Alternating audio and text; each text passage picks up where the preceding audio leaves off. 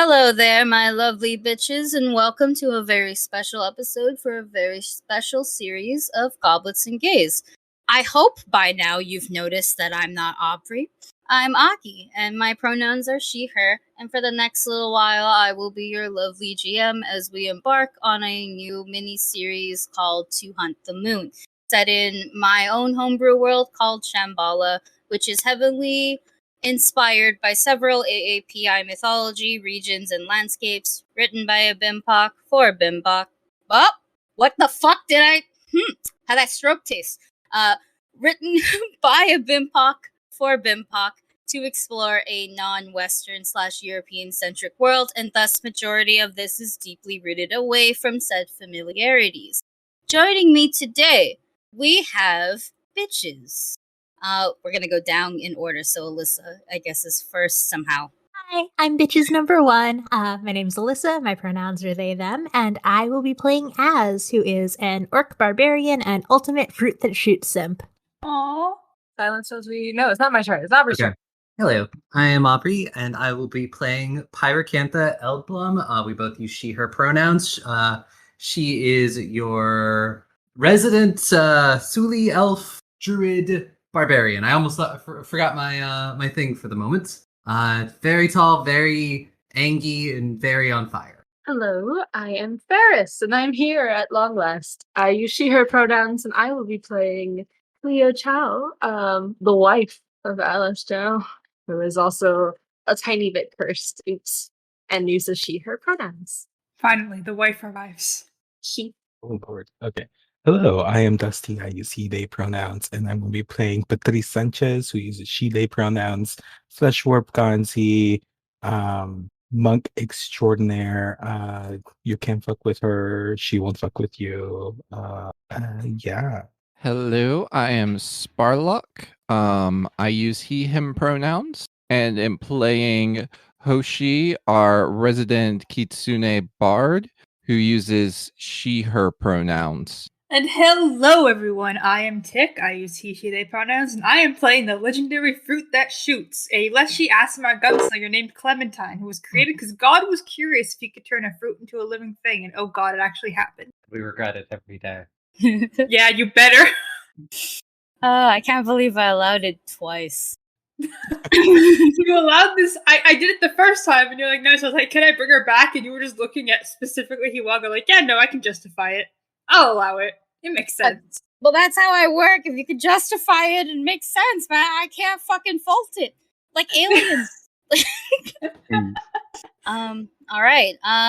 So you can find majority of us on our sister podcast, Anima Magiri, at Anima Magiri, which just finished its season finale. I keep saying just, it's not just, it's been like a month now, I think. But like, you should still go watch all of it. Because it's coming back! Eventually. Eventually, when we write our new system! Yes. So, before we begin, do we have any more announcements, guys? Anything you want to shout out? I'm trying to think of anything Goblets and Gays related other than, hey, if you aren't subscribed to our Patreon, now is a great time because we're going to have a lot of content in the next few months that is going to be rolling out that is going to be exclusive to Patreon, like Nowhere, which is a Lancer campaign, a little mini Lancer campaign that I'm running for some people you've heard on the podcast before, and some people you haven't, but you may have heard if you also listen to Bring Your Own Mech, which most of us are on. And many other things. But yeah, and we're also going to be revamping the tiers as we go into Season 3, because I will be making all of the battle maps for Season 3. So those will also be going on the Patreon. So if you want some... I can't say they're going to be awesome battle maps, because this is going to be my very first time creating them. But if you want the battle maps and see our encounters, and I'll probably actually put some more notes about... the campaign and what I do to prepare for sessions on the Patreon, and I'm going to try to start doing homebrew again. Shut up. The maps are awesome. I've seen the tests. Thank you. The maps are very good. I love the maps. The what? The map. The maps. Oh, they just said BAPS. I was like, what? I heard love the bats. maps. Like, I heard bats, like the animal and the man. But yeah, that's all. Bats? Yeah, man bat. That's also a thing. That is actually there is a Batman and there's a man bat. Like you're There are Enemy. things. Can I just do the recap so I can forget having to hear that? No, we don't do recaps for Okay, right. for this because I have poems. Very Okay. true. No more announcements. We're all good, yeah? Yep. Yeah. Okay. Start the poem. When I was a little girl, my mother used to tell me stories about ancient civilizations. Old folk tales passed down generation to generation about gods and spirits and heroes and all that shit. One that I remember pretty well was a story about a young boy and his father. You see, his father, he was the high priest. He had the most power. His son was stuck in his shadow. He could never live up to the fame of his father. And every day he'd go out and challenge hunters to petty games that were rigged in his favor. Or he'd make bold statements like the moon couldn't shine as bright as he. And every night his father would warn him that his actions have consequences. And when time comes, all would be helpless before her mighty spear. And I bet you're wondering about a lot of things right now. What happens next? Where does this all lead? Well, spoiler alert, he dies. It's just another anticlimactic, cautionary tale of a child not listening to their elders. What? I never said I liked the story. I just said I remembered it pretty damn well. And I think it's pretty damn relevant right now, too. You'll be meeting them soon, won't you? The boy and his desperate attempts at being something more. The father and his naivety. And her. Gods, I don't want to meet her. Not yet. I'm not ready yet. Will you be? Will you be ready? Ready for the ride? For the adventure? For the danger? You guys can answer. Yes. Always Yeah. ready for danger. Danger is my middle name, or one of them. Whoa. Same. How many middle names do you guys have? Yes. Yes. Well, you got me at adventure. A word of advice. Just remember we're all helpless before her mighty spear. And we're going to open up at Chow Manor once again. Basically, exactly where we left off. Alice enters the room in a fitted white tux and a black dress shirt, and she's undoing her tie and taking off her hat, and she kind of sizes y'all up and goes, well, now, I believe we have some business to attend to. And then you guys hear this knocking on the door, and you see it's Hong again. And he's here, essentially, he kind of like pokes his head in really, like a peek, and just goes, the good lady is asking to be picked up. And then you see Alice just fucking put the hat back on, fix her shirt.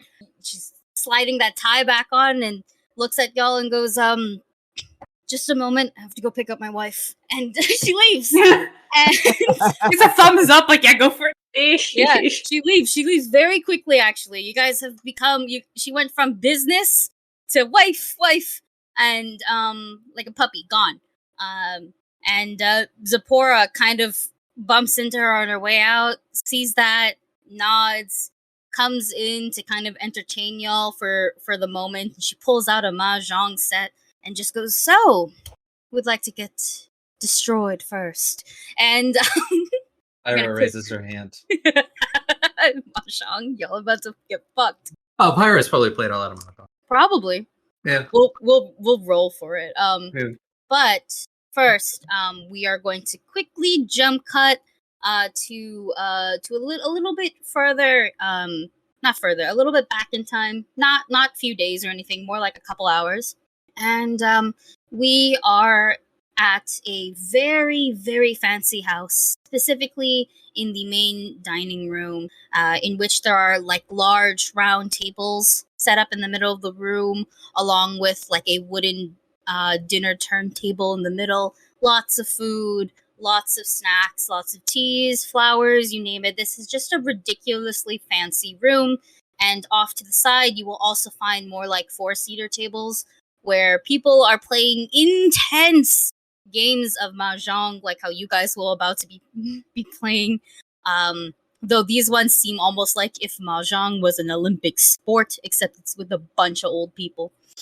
And we will cut to Clio, So, Ferris, what do you look like? Well, Clio looks like a fairly smaller, very pretty woman. Like pale, like moon or marble, perhaps. With just these faint green and gold swirls that kind of run through her skin, a little bit like crystal veins. And she has this dark curled hair, but it's kind of hard to pin down like the color specifically. It seems to shift a little bit in the light, and for all of its curls, it is very, very still, almost as if it was carved from stone instead of being hair. And she's just wearing this long pastel green, close-fitting dress with like a high collar. And she has like a jade engagement ring and a single pearl drop earring. Very nice. And just in case you needed more clarification, you are currently in Dirk Chin Park's soiree, where basically everybody who's anybody in Shang has been invited. It's a high society party, and you've attended kind of as the Chow representative, but also, well, Dirk is your friend. He's very sweet to you, so he definitely personally invited you. Just for the ongoings. And you currently have a bit of a mission rather than chilling with your friends. Excuse me, sorry, I was like, ugh, felt a little choky for some reason. So you know that your little assignment, your little mission, you need details on the relic specific and a bit on its location. Like, you know, it's already going to be featured in the museum, but you need details on the relic because you're quite aware that the parks are sponsoring this charity auction gala that will happen tomorrow night. And the item that you so happen to be hired to heist is one of the main featured items in this auction. Could you really quickly, actually, would you like to RP out what you do? Or would you just simply like to roll for the information you might? I'll do like a little bit of both. I think I'll probably, is Dirk the one most likely to have the information? Yes, since it is his wife, who is, by the way, the Prime Minister of Shang, that's Dahlia Park. He tends to run a lot of the parties and does a lot of the planning for it because she's busy. She's running a whole fucking nation. He would probably have the most information you figure on it, and well, it's a good thing you guys are friendly. In fact, you can probably, if you're choosing to seek him out, you can probably find him tending to a few other socialites. He is a big, strapping orc gentleman, okay? Right now, he probably has like medium length graying hair that's been pulled back. You know what he looks like? He looks like Beast in his like ball getup. And he is built that way too. He's an orc. Though instead of all that hair, it's like greenish skin. But he beef. He round. He's a fucking giant, and it's a little cute. Because Dahlia is a little gnome one, so there's a. It's Aww. really cute. Yeah, like his whole hand is pretty much half her body. It's hilarious. But yeah, that's basically. You'll see him entertaining some other fancy socialites, all dressed to the nines for no reason. Well, it's a party. Technically, there's a reason. And he's if you wanna sort of suss him out on what he looks like what his feelings are, like insight check him, vibe check him, I'll allow it with a perception. Sure.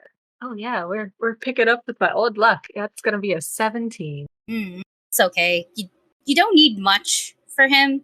It's not like he's got a whole goddamn stat block or anything like that, and you are friendly with him. So I will say he looks tired. You personally do know that Dirk is well, he's of a commoner's background, and he did marry into money, some sort of similar to you. So you also know that rich people are fucking sharks, the little piranhas, really vicious little fucks. So is he entertaining them? Yes. Is he tired of entertaining them? Oh yes. I think I will cruise my way into the party and just kind of like put my hand on his arm and say to the other people he's forced to entertain, "Excuse me, my friend. Take my friend away for just a moment. Can't have him all to yourself." You got a couple of the socialites. You know, they have like those fans, those little mini ones, and they're just like, you know, okay, they'll fan themselves a bit and be like, "Oh, of course, Mrs. Chow," and they'll bustle a bit away. They'd actually no, they don't leave. Why would they leave? They'll allow you to take them, but to be fair, nobody was gonna stop you in the first. Nobody has a station to stop you from taking them away. I will wink at them and then gently guide him somewhere a little more like private, off in a corner, just like somewhere where he gets a little bit of like, I don't know, I'm getting the like vibes that he's like an introvert and kind of hates this, so somewhere he doesn't feel quite as surrounded. I believe you can take them off to the side, maybe straight up outside. It's not like they don't have like a fancy garden or anything like that, or several other rooms where you can look at things like art. So you can definitely take him to the side, and he'll just take a big breath outward that he didn't realize he was holding in, and just go, "Thank you." He seemed a little surrounded. Uh, you know them. They're everybody wants to be within my wife's good graces. And he kind of like adjusts his collar. It's one of those high collars, so he's pulling it down a bit, and he's like, "Okay, I really don't Including like." you, I'm sure. Sorry, you continue. Oh, go ahead. I just said including you, I'm sure. Yeah. I don't know. These things just get stuffier and stuffier, especially when you rich people like sparkly things. Everything's going to a good cause, going to charity. You know, majority of our proceeds are going towards funds helping the refugees from the Underdark. But I guess. Yes, but I mean that's why I like it. But well, Hardly so bad to look at the art itself. yeah, the biggest hawk is definitely that, you know, what is it called? Scepter. That's the word. I think Yes. it just looks like a skull on a stick to me. But I mean, I know there's other symbolism and stuff, but I don't know. Everybody seems to want it, or well, no, they want it. Yeah. I have heard quite a bit about it. My Alice has mentioned it several times. It seems to be quite the piece of import and a crowning achievement, I suppose, for any collection.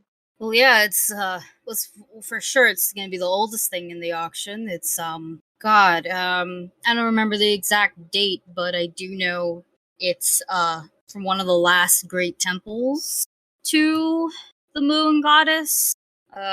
Besides that, I'm not necessarily sure. I didn't read much about the stories behind it, but I do know that okay, well, you didn't probably bad to say, but we already got bidders for it. I wasn't. Indeed. Yeah, I wasn't gonna You know take. what I should know? Okay, make a diplomacy check. Ookie. Let me find diplomacy. Ooh, okay, hang on. That's a good number. That's going to be a 28. Oh shit! Yeah, okay. So he looks a little bit like, you know, like something stops him a bit because he knows he shouldn't be telling this I must know who to to outbid. people. Yes, but there is that, and also he's tired, and you're his friend, so he's just gonna go. Well, the best way to put it is that these people will not be happy. Our current highest bidder is it's a representative from Shangri-La. I think one of the royal families wants it in their collection. I'm not really sure, but well, I'm not sure of the exact details. I don't know who or anything, but I don't think anybody is gonna outbid him here. That's royalty money, you know. Of course. That would be a shame, though, if we did not get a chance to at least see it before it goes off to its new home. Yeah, I think. I mean, I'm pretty sure we'll still show it off. It'll still be featured in the auction. It definitely won't be one of the items you can just walk around and see. You know, we're gonna keep it in the back because it's a show stopping item. But when so far away? Well, yeah, we have a few more items. You know, like we got a shield that belonged to one of the first regiments. the goddess Sarai. We got a couple other jewelry bits.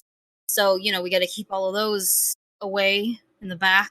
Can't really let people see too much of that, and it's, more of a wow when it shows up in the auction. Seems like it is too important of an item to be kept in your storage. It's not going to be like the storage.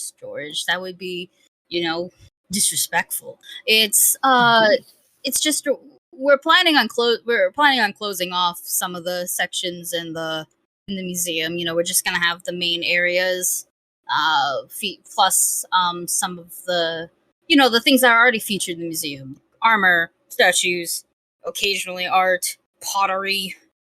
So those sections will be kind of open, but like the upstairs, that's closed off, and that's where we're keeping most of our shit, anyways. Oh, forgive me. I did not mean in your presence to. Please, I have heard far worse.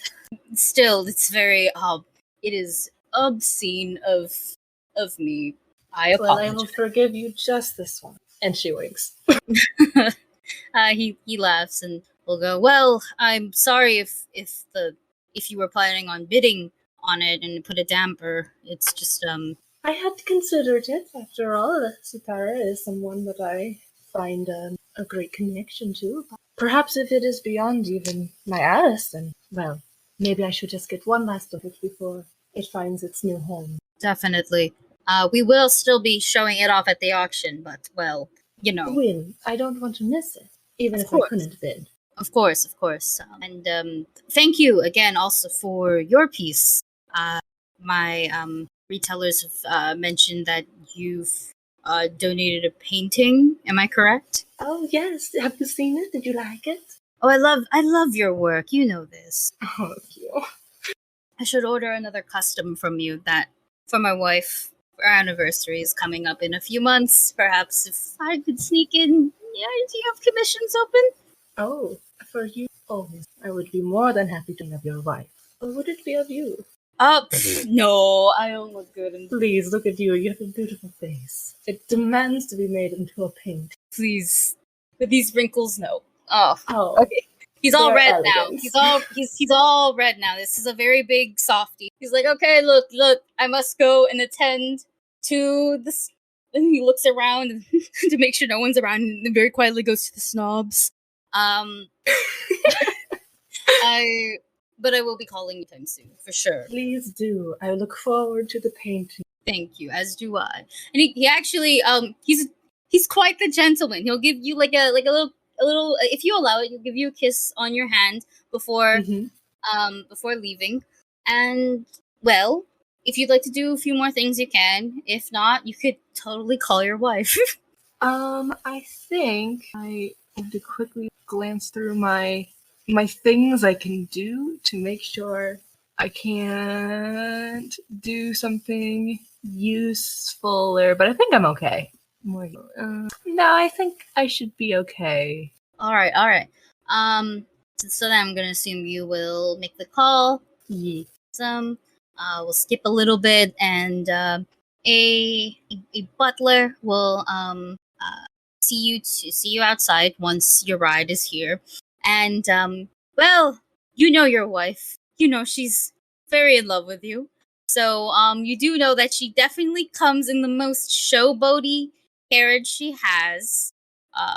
It's definitely something that if people were out the window, they go, "Oh shit, come, look." It's a little bit of a spectacle. Your wife will show up. She looks as well kept and well dressed as usual. This suit is steamed, and she will open the door for you. She will take your hands and help you up. Is her tie still? She was undoing it at the house. Is it still slightly undone, or has she redone it?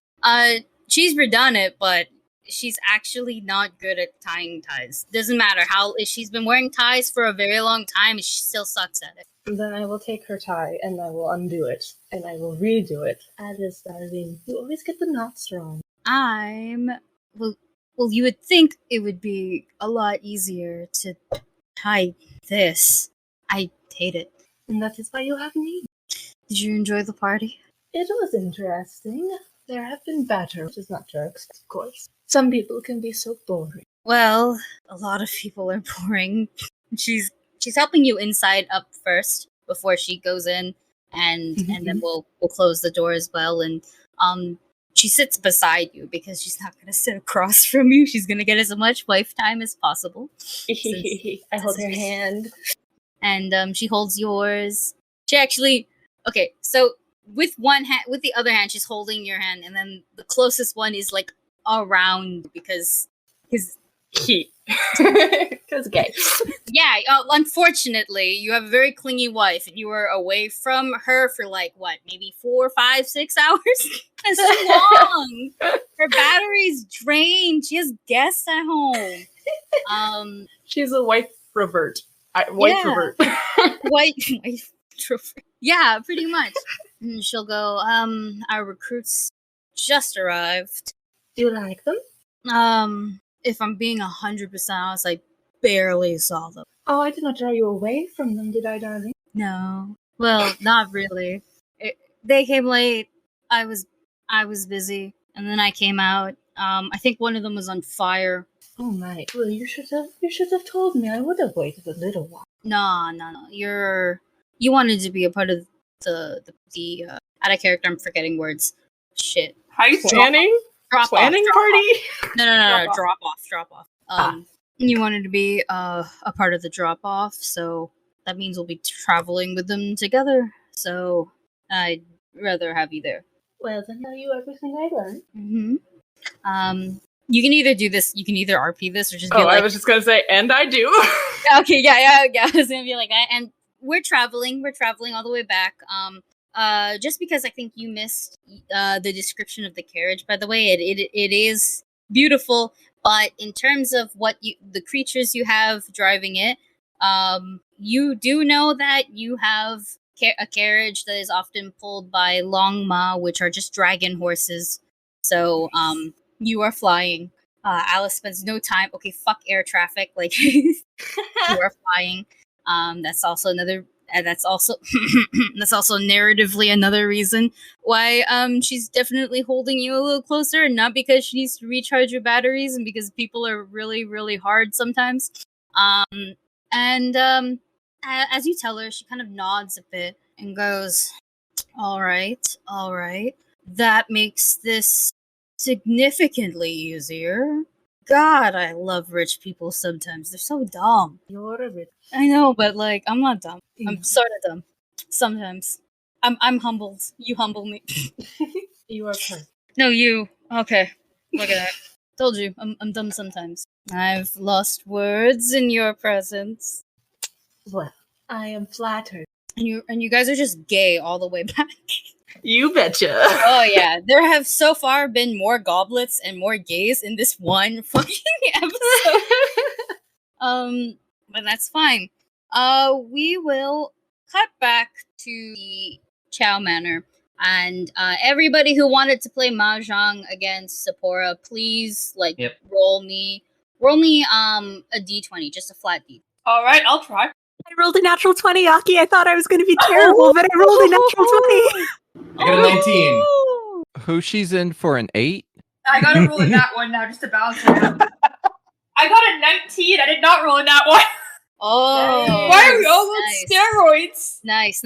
And I'll let you Use know steroids because Except for Hoshi.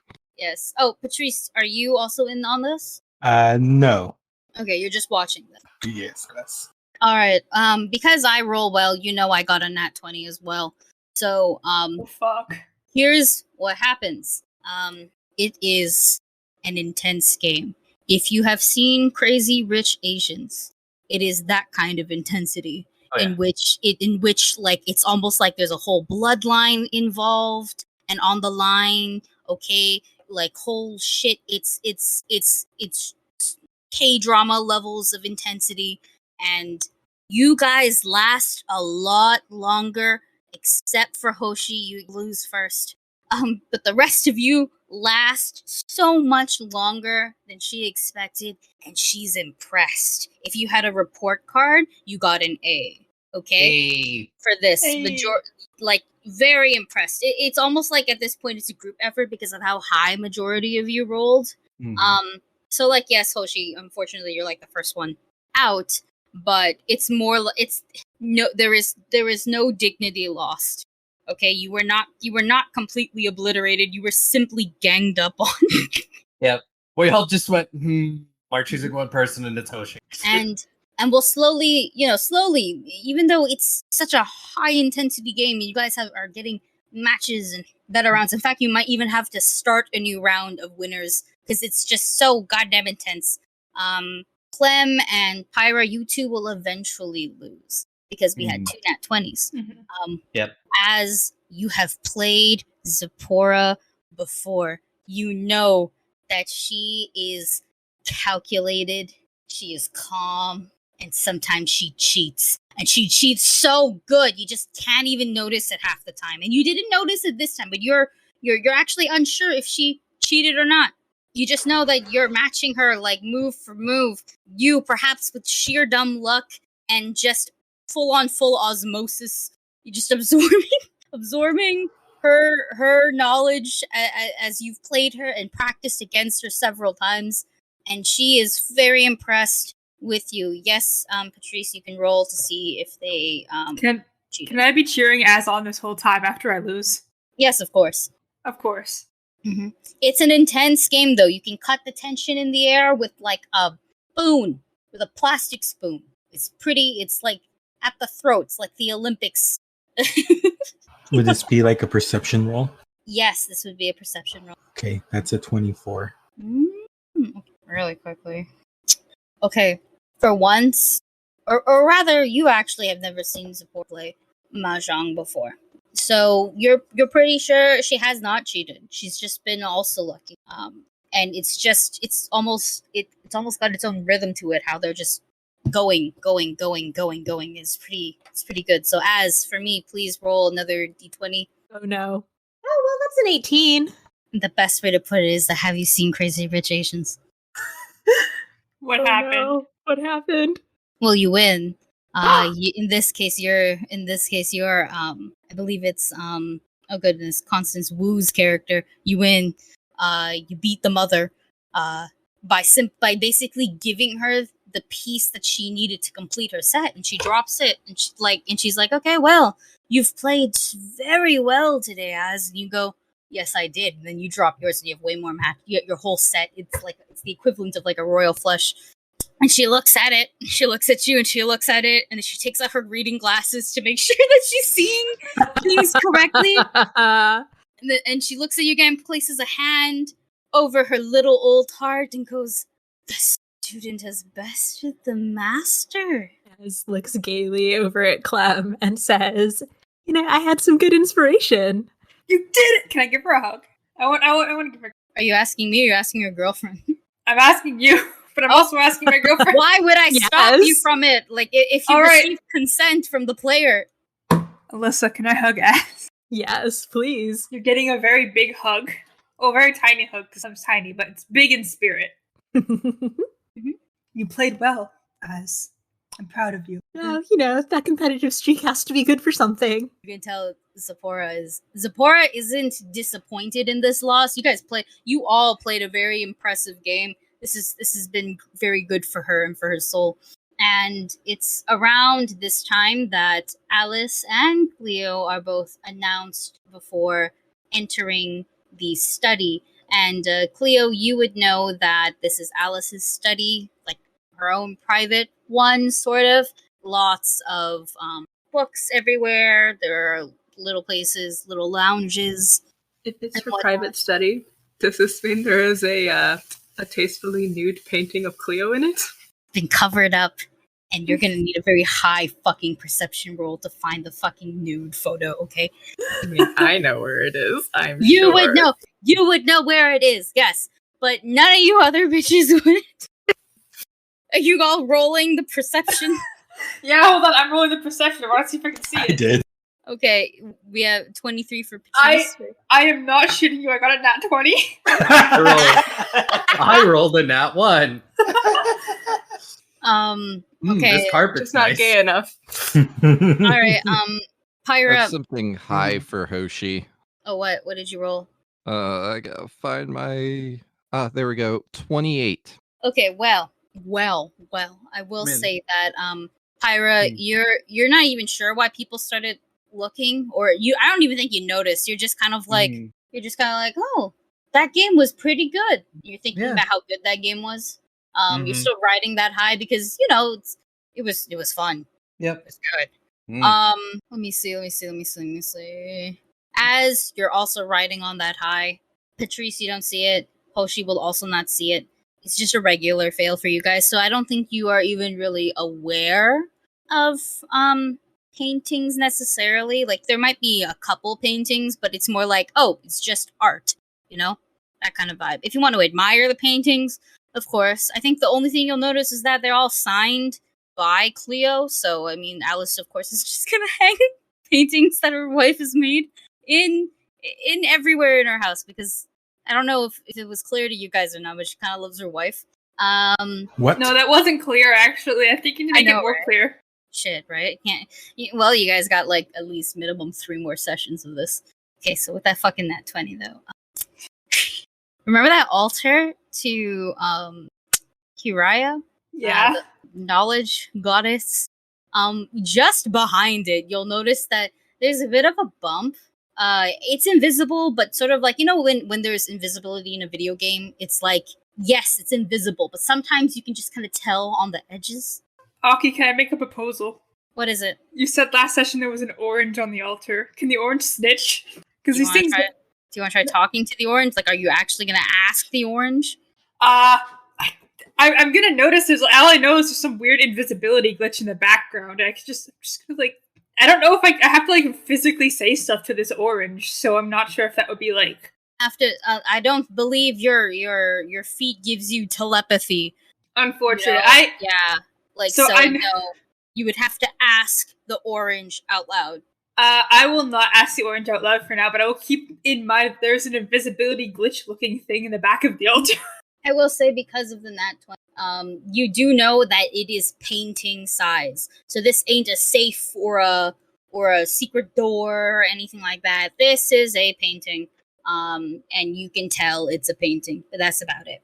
I feel like just with Clem knowledge, I don't know what it would be new. I feel like it's something inappropriate if it's a painting that they took down and hid. So I am going to simply look away for now. Respect. Yeah, you can basically infer what you want to. Whether or not you think it might be inappropriate or not, it's totally up to you. But I will say, this is a painting. Pretty much. Like, it makes sense for a painting to be there if that, maybe, Mm-hmm. Okay. And so the wives enter. They're introduced both as the ladies of the house. And then you see Alice, and on her arm, kind of like looped together. That would be you, Clio, unless you choose to enter a different way. No way. Yes. Come see this oddball group. We're leaning on one another. And she gives your handy squeeze, Clio, before having to kind of basically pull away to sit at her desk. And I will say once again, the girl boss energy has entered the room, and she's doing her thing, taking the hat off, putting it aside, loosening up her tie a bit, going, "Oh, okay, so we're all here now." And well, my beautiful wife has gathered quite the information, so we can definitely get things rolling, get them started. I will. Yes, you can stand behind Alice if you wish, Cleo, like a Bond villainess. I will not stop you. Just up her image a little bit. Yes. And well, to be fair, you both are quite you guys are naturally an intimidating couple based on status alone. And you're both hot, so it's like this is perfect. And very quickly, I'm gonna just for your frame of reference, Ferris, what you see out in the room, you'll see Zipporah, who does look like old Sophie Hatter, sitting very neatly. There's a mahjong set, like they just finished a game, and she's almost still studying it. She's wicked at this game, but it would appear that she's lost, and she doesn't do that often. So this, she's still studying it for next time. What you do also see, however, is a giant woman on fire with a chicken. Yep. The chicken is not on fire, but Nope. the chicken that is a whole chicken. You know what chickens look like? That is a whole alive chicken. Yep. You also see Az, whom you've seen before. It's like a giant orc woman with a oarfish mask. And you've seen them around before. Did I describe that correctly? Actually, Yes. Also, she's now wearing a fruit that shoots out. yes. There is a cap on her head. This is the fruit that shoots. And who else? Yes, you do. Oh, yeah, and you do recognize as somebody who's worked before, like occasionally when you would go visit like Alice's office at the train station and all that. You definitely might have seen Az around a couple times.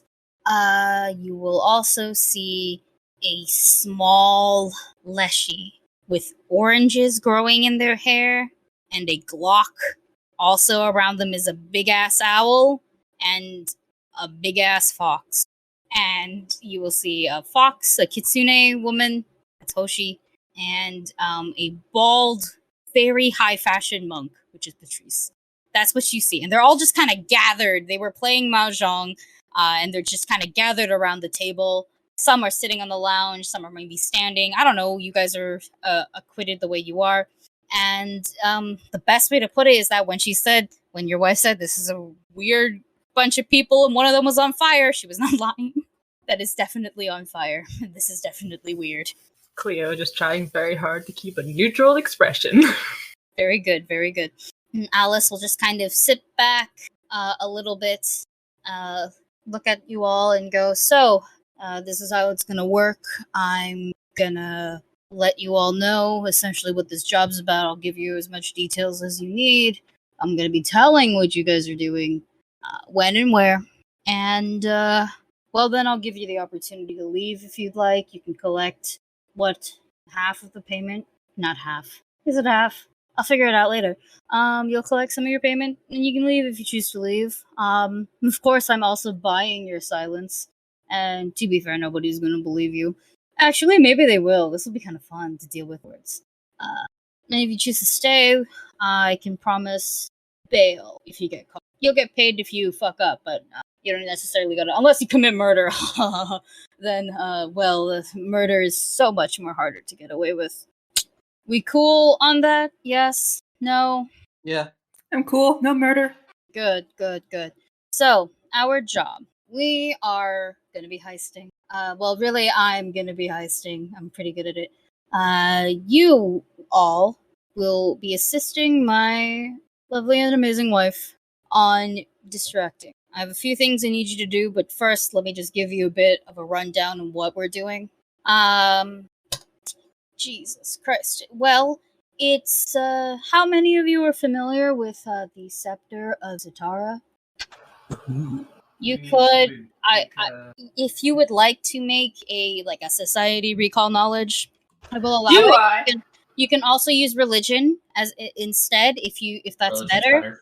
What about arts lore? Mm-hmm. And for you specifically, Hoshi, your DC is significantly lowered because this is up your alley. And I'm pretty sure you've gotten handfuls of information beforehand. So That's Got a good 19 'cause I for rolled religion. all of a 3, so that's a 14 for society. My dice have chosen steroids tonight. That's a 27. yeah. Oh god. Okay, sorry. Hoshi, you said it was a 14? Yep. Okay. I got a 28. Yeah, I got a 19.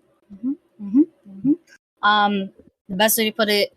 Oh, Clio, if you would like to roll just for additional information, you can. But to be fair, you would kind of already know this since this is your wife and she doesn't really hide shit from you. I figured. I rolled anyway, just in case. I got a 23. Okay. We'll say it's just to remember it, like off the top of your head. That kind of. But really, I'll say about the 20s will get roughly around the same information. Actually, Patrice, what did you get again? Sorry. 23. Patrice. 21. Oh, I'm sorry. Oh, 21. Okay, good. And Pyra also got 21? I got a 19. Oh, and 19. You were close. My bad. Hoshi, whatever information I gave you prior, you know that it's essentially factual, is what I'll say.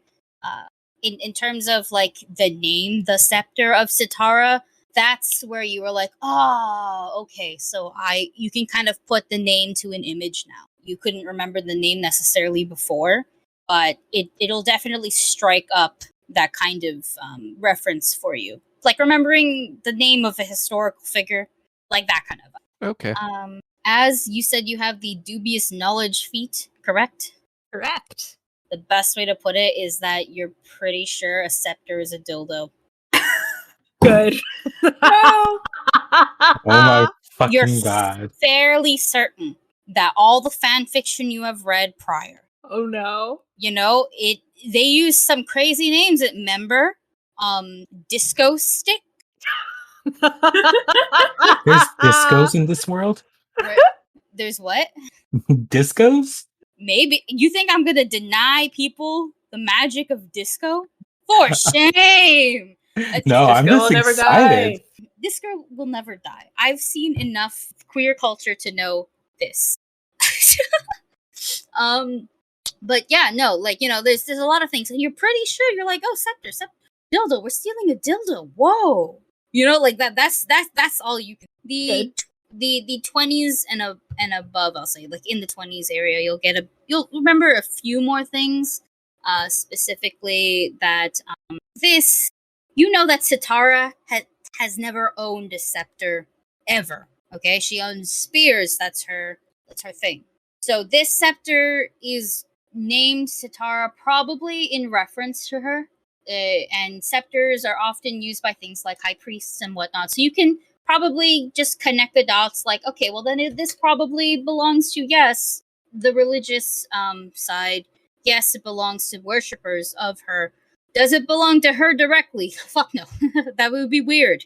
And honestly, why is something like that even on display? You know, it's like one of those things. It's like saying, haha, this belongs to the Heavenly Mother, in which you go, fucking lies.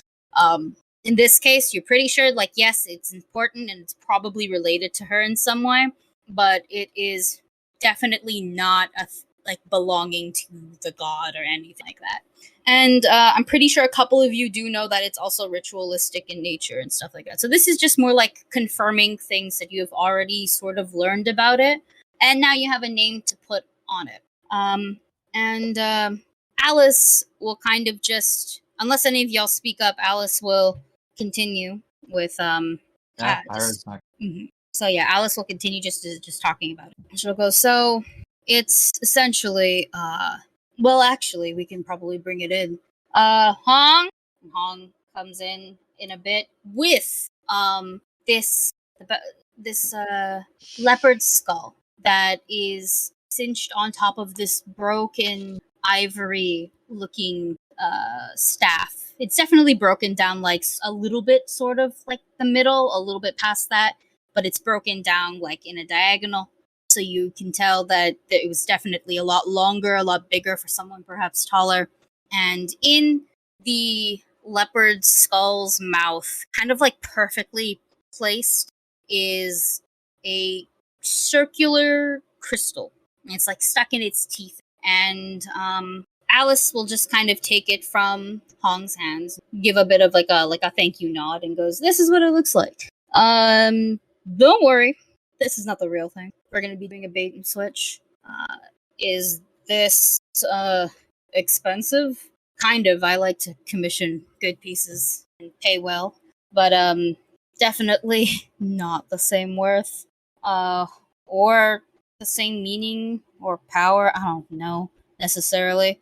As the piece we were stealing, I will be performing a bait and switch while you all will be essentially being a distraction. As of now, I kind of know where it'll be. Oh, excuse me, I burped. Excuse me again, I burped. Never. Remember last time I drank Mountain Dew and I was like, fuck, I regret everything? Yeah. A lot of burps I had to cut out. Sure. But I did forget what I was talking about. Oh, yes, bait and switch. I do know where this thing will be held. It was originally meant for an auction. This thing will be shown essentially in the auction, so it's a good thing we got we got this made. But it's already been bought by some nobles, we'll say, further in the museum. And essentially, what I'm going to need you guys to do is be discreet, except for you. And he looks at you, Clio, and he's like, "You be as distracting as you want." Of course. But the rest of you, Gonna like look up at her hair for a moment and be like, don't worry about it. Yeah, your hair's on fire, but surprisingly, you're not a hazard. In terms of being discreet, I mean, we will provide you with outfits. Some of you might be dressed as like waiters. Others can be dressed as like hired guards and whatnot. It's not uncommon for people to show off. And flex. yeah, might as well, right? Yeah. I'm pretty good at the bodyguarding thing, is flex and show off my muscles. You would see first Patrice's face look like disgusted at the top, dressing like a waiter. But then she's gonna look at you. So why do you need to steal this? Doesn't look like you need money. Oh, it's not for me. No. So you see, I run several businesses, and that isn't a flex. It's half of it is inherited. A lot of problems, but I mean, I can keep it afloat. What this job is for, or rather, who it's for, the best way to put it is that I've been hired, and so I hired a team to help me. We are returning this, basically. We're returning it back to Shangdu. Specifically, we are returning it back to the temple where it belongs. If you're really pressing me for information, well, once I have confirmation that you guys are in, I'll tell you who my employer is. Our employer at that point, for full transparency. Well, I'm in. I respect that, so I'm in. This sounds like the makings of a good song. Probably is if you're into that. But you're gonna change our names, right? I mean, actually, yeah, you're gonna change our names, right? I'll change most of our names, but there's at least one of us that's rather distinctive, looks meaningfully at the fruit that shoots. Oh, you're right. Maybe we can commission a That was comic the about fruit that this. Stop. That's such a bad idea. I mean, I'm down. You had me like since the beginning on the train, like an adventure stealing something that's stolen. This is my jam. Of course, I'm down. Well, yeah, we'll just make the fruit that shoots a side character. Well, okay, wait, what? You're the fruit that shoots? Yes, I'm the fruit that shoots. Hello. And Alice is gonna look at Zipporah, and Zipporah will be like, "Yeah, no, it checks." And then Alice will just go, shit, okay, cool. I have a T-shirt of you." Oh my fucking god!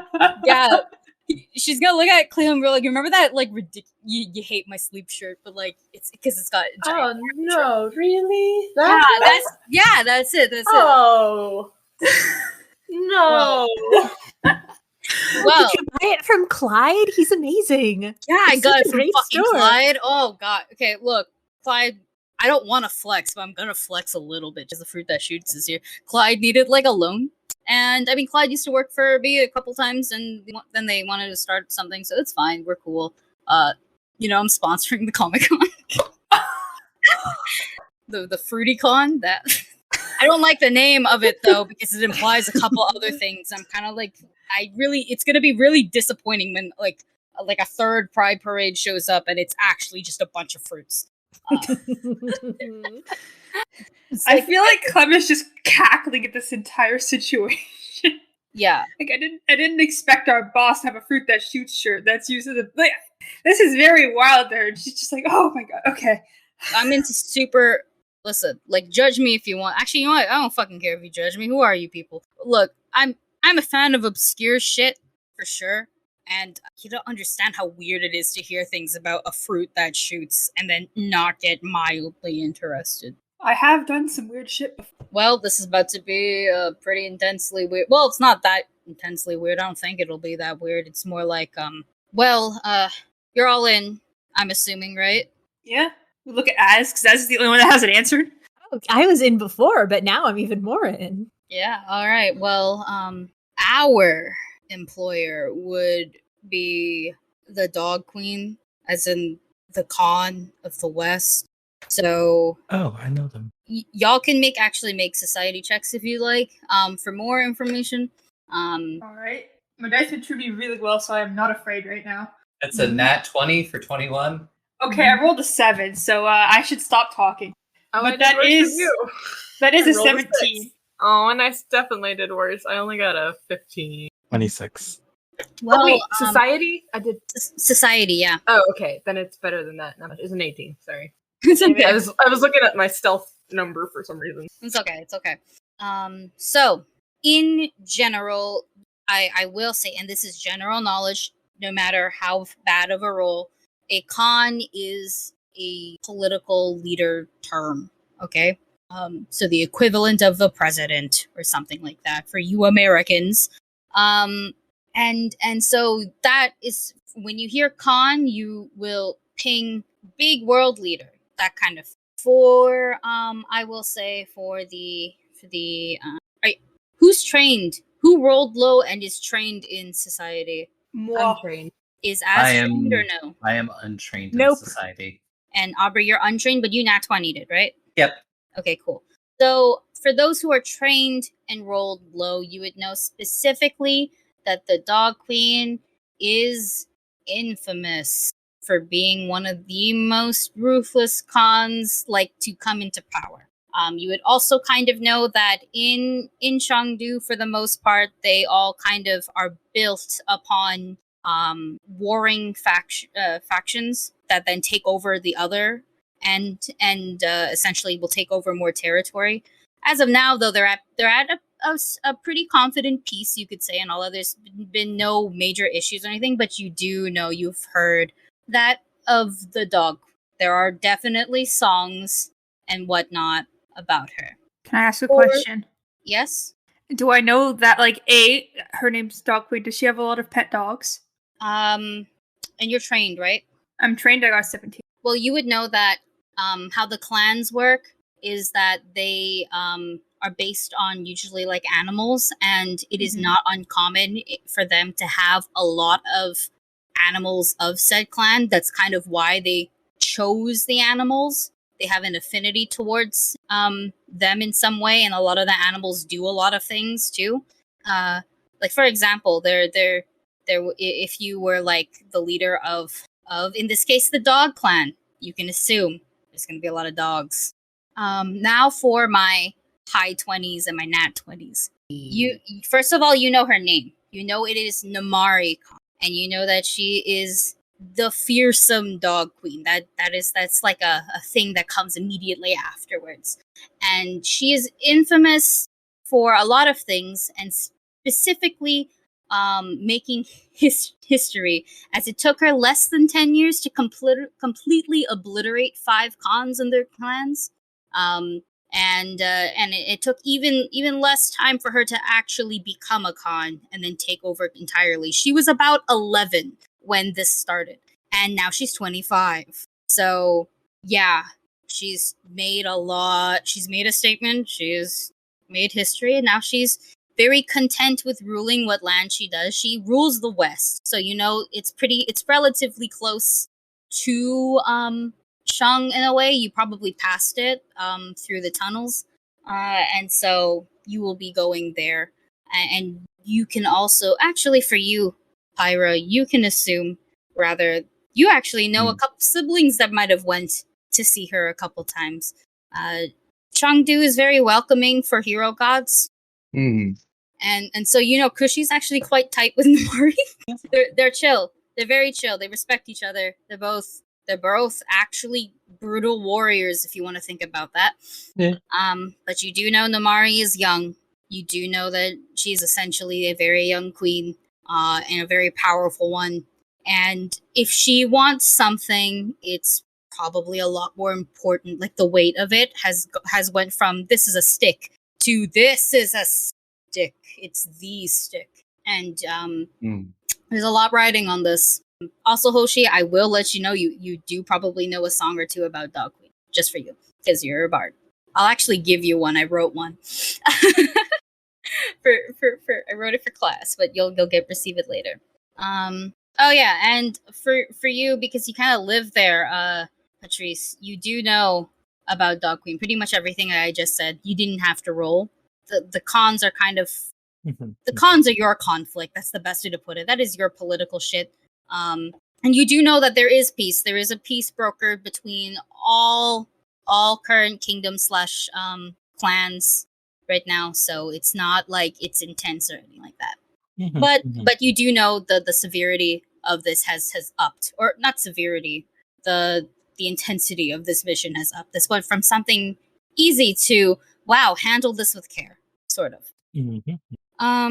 Trying to see where we left. Here. Okay, cool. And Alice will continue. So she's our employer. We are actually expected to arrive with the Scepter in a couple days. Tomorrow night is the heist. Oh, sorry, yeah? What were you saying? I was just like, wow, that's soon. Yeah, I work really fast. Kind of my thing. Also, well, I'm a socialite. Unfortunately, can't stay away from the city without people talking. So, the gala happens tomorrow night. I will have a set list of things for you to do, for you to wear, and for you to act, though acting is a bit more... I got a lot more leeway with that. I do have ourselves a getaway driver, but I can't promise if you veer off path that I can help you completely and entirely. I will promise bail, so don't worry about that shit. But try not to get caught. And after we have required the item, we will essentially be shipping out the next day. We'll be using my trains. We will be meeting someone at a certain rendezvous point. And we will be meeting, of course, the Dog Queen. Everything else, essentially, your expenses will be covered by me. So that way, no loose ends. And, well, that's about it. If you got any more questions, you let me know. If not, I will definitely fill you in on more things. And really quickly, Zipporah will actually raise her hand and go, there is one more thing. We encountered a rather burglars. We call them burglars. And she's looking at Pyra, Clem, and Hoshi. Burglars, yeah. Yeah, it's a pretty good term for it. Mm-hmm. I've written a full proper report that I will of course hand over to you later in the evening when you've had a more appropriate amount of time to relax.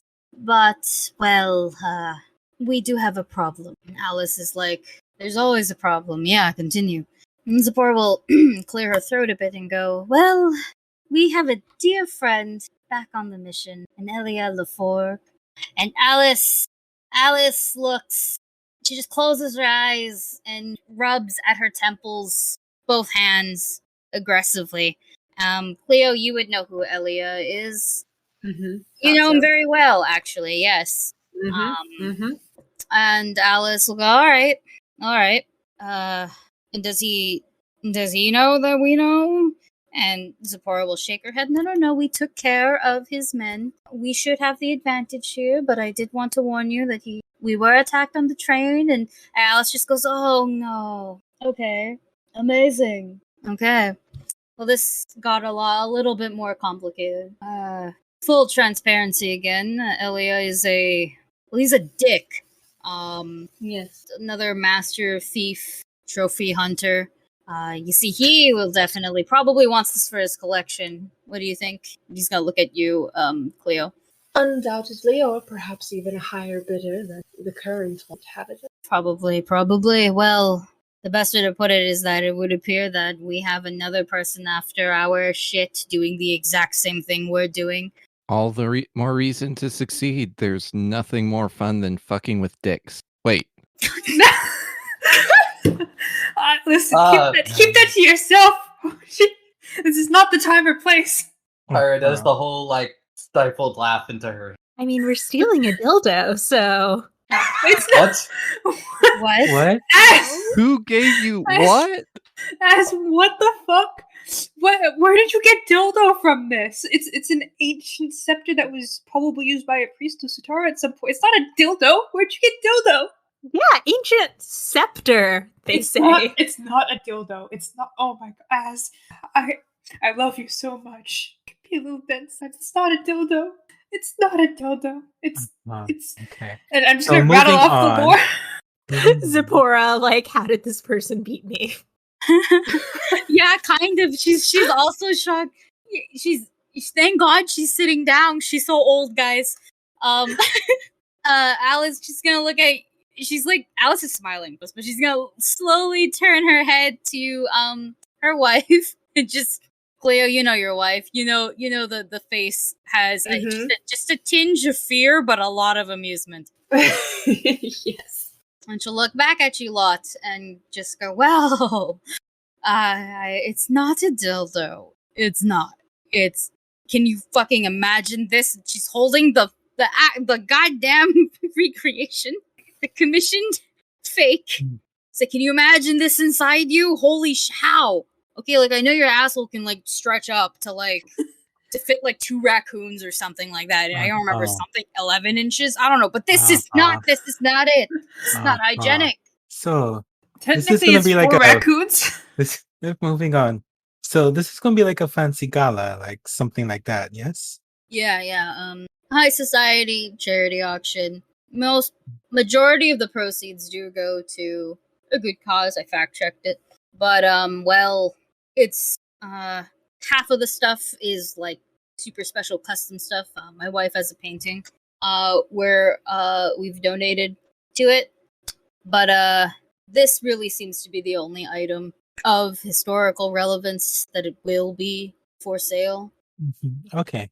Just part of this thing. I refuse to dress like a waiter for this, so just put that in the notes next to the raccoons. Yes, it's right next to the raccoons.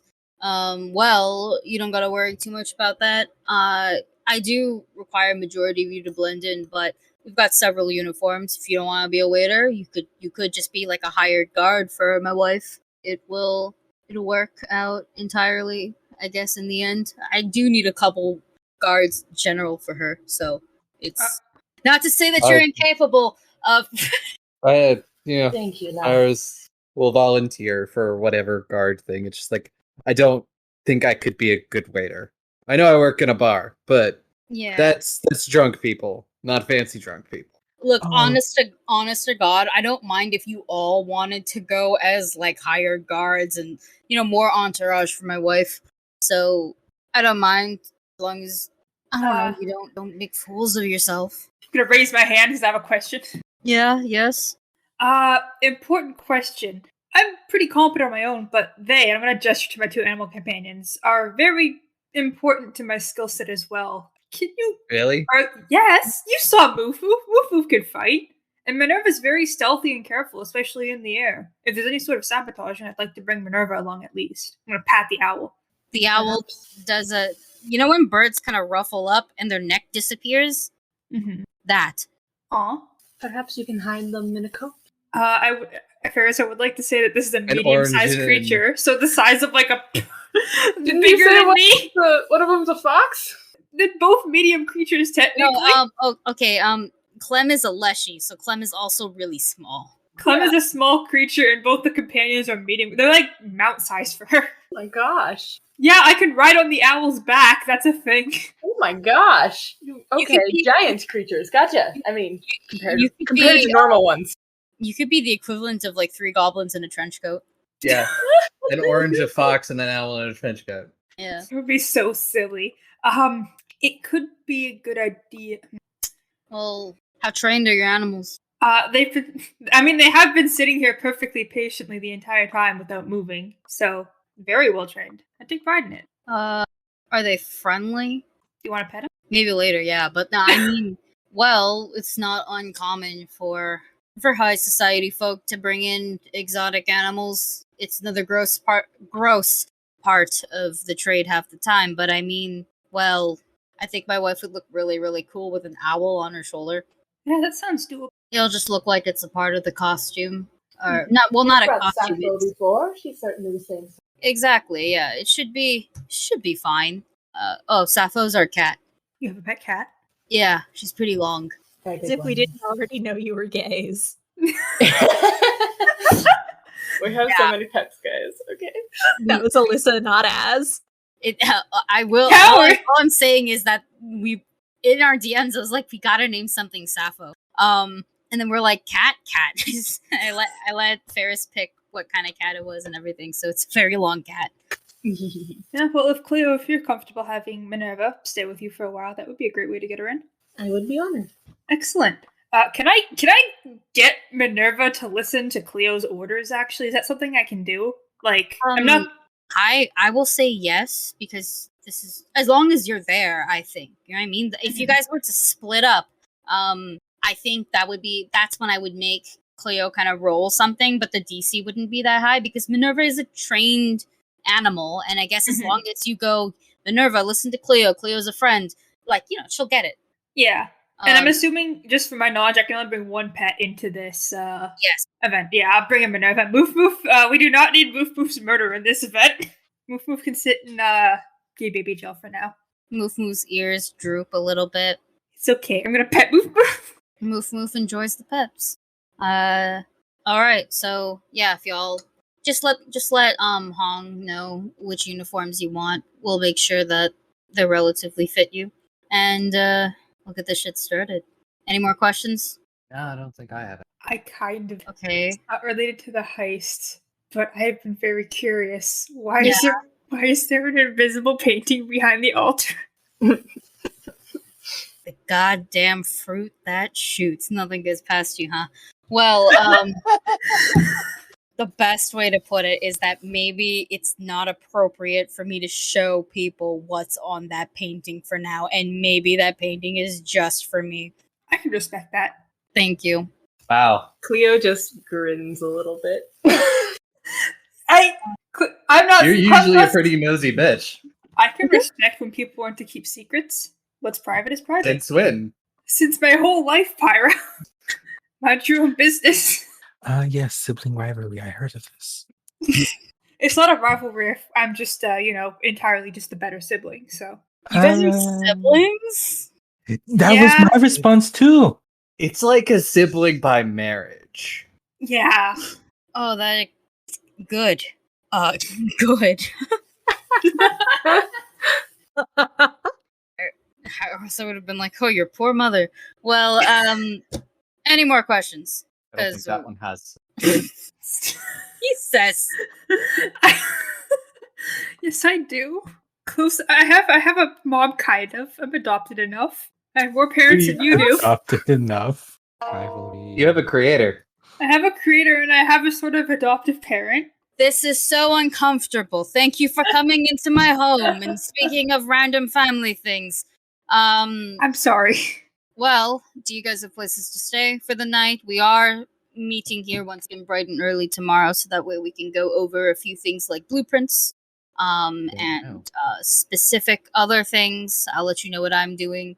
But if we're good, if you need a place to stay, I can allow you to stay here, or we can book you a place at a hotel. The first one would be just so there's a lot less travel time. All right. Well, we do have a bunch of extra guest rooms. Hong can show you there. And, well, could y'all get the fuck out of my office? Thanks. Okay. All right. Yep. I'll get the fuck out of the office. Thank you. Same. Collect Thanks. nugget. For the record, other butlers and servants, they will show you to where you will be sleeping. You are not sleeping in, like, the servants' quarters, though, to be fair, the servants' quarters here are like a fucking bop. You are in a bunch of extra guest rooms, and the best way to put it is that since most of you have been very obviously gay, they just kind of pair you guys up, and Hoshi, you get a nice big king-size bed all to yourself. The rest of you guys are bunking with your receptive partners because they just assumed. You will also be served your meals. Like, they will call you down and you'll have a very actually nice fancy dinner and shit like that. And we are actually pretty good on time right now, so if you want to do a couple little things, I'll allow it. If not, we're going to jump on over. I will just be gay with Patrice. Nothing that I particularly need to roleplay out. Just gay. Gay. Okay, we got Yes. one gay. Yeah, gay as well. Yeah. Two gay. I Three feel gay. like Hoshi- yes.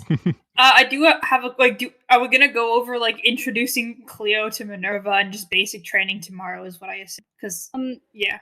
You can do that either today or tomorrow, but to be fair, that's something that we can just kind of be like, it happened.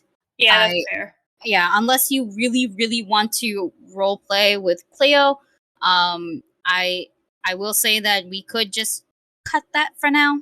Yeah, that's fine with me. Mhm. Let's just be gay then. We're all just being gay except for she's just in her room playing a flute, sadly. Yeah. You hear strange sounds coming from Hoshi's room, and something about moof moof. Nice. For the record, I will say I will give you guys time to properly roleplay later. Don't worry. Okay. So, without further ado, it is the next day. You guys have a very good breakfast. Yeah. You all will actually have a good brunch, I will say, because the gala is at night. So you have a pretty sturdy brunch. You will occasionally be fitted essentially for your uniforms. They're very simple. The best way to put it is that it's like a vest with breathable pants and boots. Though they kind of will just let you wear whatever shoes you came in with if you want to. It's not like mandatory. As guards, though, you get to keep your weapons and whatnot on you. Though you'll notice that they kind of apply this seal on it that kind of temporarily hides a lot of your extra stuff. So in like let's say Clem's case where there's a fucking gun, the gun is like magically hidden. And if you do ask, the servants will tell you that yes, this is washable and it's only temporary. It should only last like 24 hours max before the whole enchantment is just gone, and it is simply just to keep these items hidden, and so you don't have to get them checked on the way in. You're bodyguards, but there's only so much they will allow you to take in, because like if you had like a giant sword and you turn the wrong way, you risk knocking something over. Fair? Mm-hmm. Also, there is a sleeveless option to the vest, so like for you extra buff bitches or bitches that just don't believe in sleeves, don't worry, you don't need to have sleeves. You're not forced into sleeves. She just raises their eyebrows. Mm-hmm. Why? Do you want sleeves? No, that was an approval. Oh, of approval, thank you. For you, Clio, though, you're the only one who doesn't get to wear these kind of things because you are expected to show up, and you're also rich. So I will let you do as you wish with your dresses and stuff. I will also say that maybe Alice is there taking peeks and going ha ha ha, ha and then getting distracted. She's, the best way to put it is that you are a distraction to her very often, but like in the best way possible. She gets playfully shooed out every time. She can love later.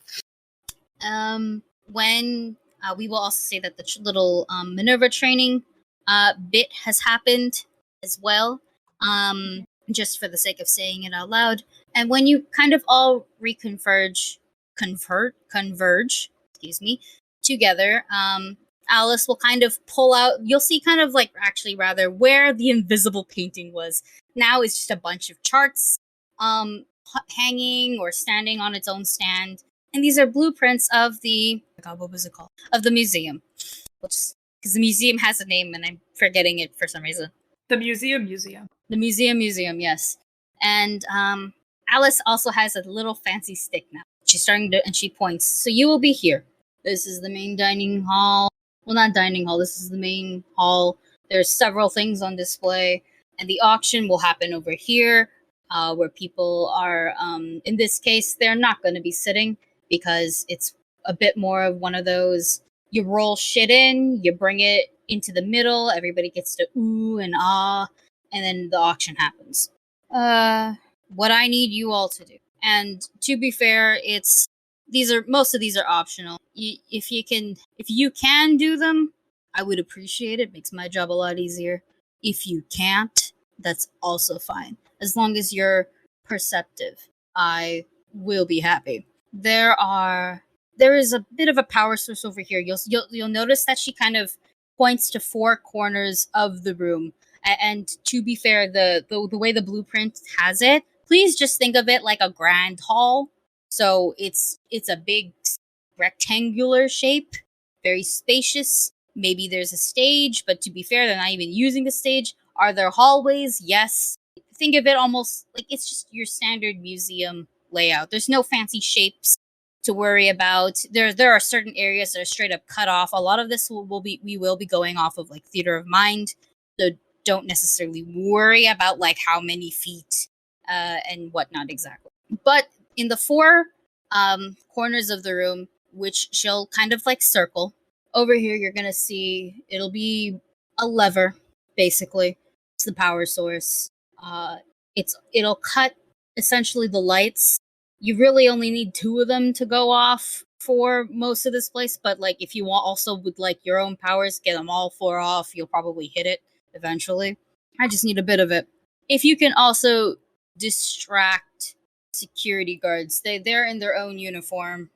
They're not too hard to pick out. It's like a blue uniform. You'll see it. You'll know it when you see it. If you can distract them for me, that'd be great. We believe in rotating shifts. The more delayed they are, the better it is for me to get out. Rich folk are annoying. I believe my wife is more than equipped to handle them, but just in case, well, you guys look really fucking weird, and they are really easily entertained. So, flex. There's a reason why I gave you guys a sleeveless option. Just saying. I'm just saying. And if anything at all, at least act like you're mildly interested when new things come in, the same way the rest of them will. So blend in that way, and blend in when you eventually leave. How are we leaving? Hong will come and pick you guys up in the carriage. And then we will kind of meet up. By we, I mean me. Is that good with everybody? Yeah, that sounds good to me. We clear? Yes, that sounds good to me. I have an idea of how to keep the guards busy. I have many friends. I have some That's distractions ominous. in mind. I know Minerva can be quite stealthy when she needs to be. Maybe we could pick off the lights or the power sources. I will leave that to you all. For the record, Alice, the way you said that, Pyra, Alice is kind of eyeing you a little bit, but then the rest picked up and she got distracted, so she will look at you all and be like, "I'll leave up to how you deal with this on your own." But the power source would, you know what? Actually, even just generally distracting the guards would work too. I'll just let you do what you do. If you can do at least one of those things, that'll help. More is even better for me. This shouldn't take too long if we're all clear. One other thing, though, I would like you to keep an eye out for, since we do have my dear friend Elia to worry about.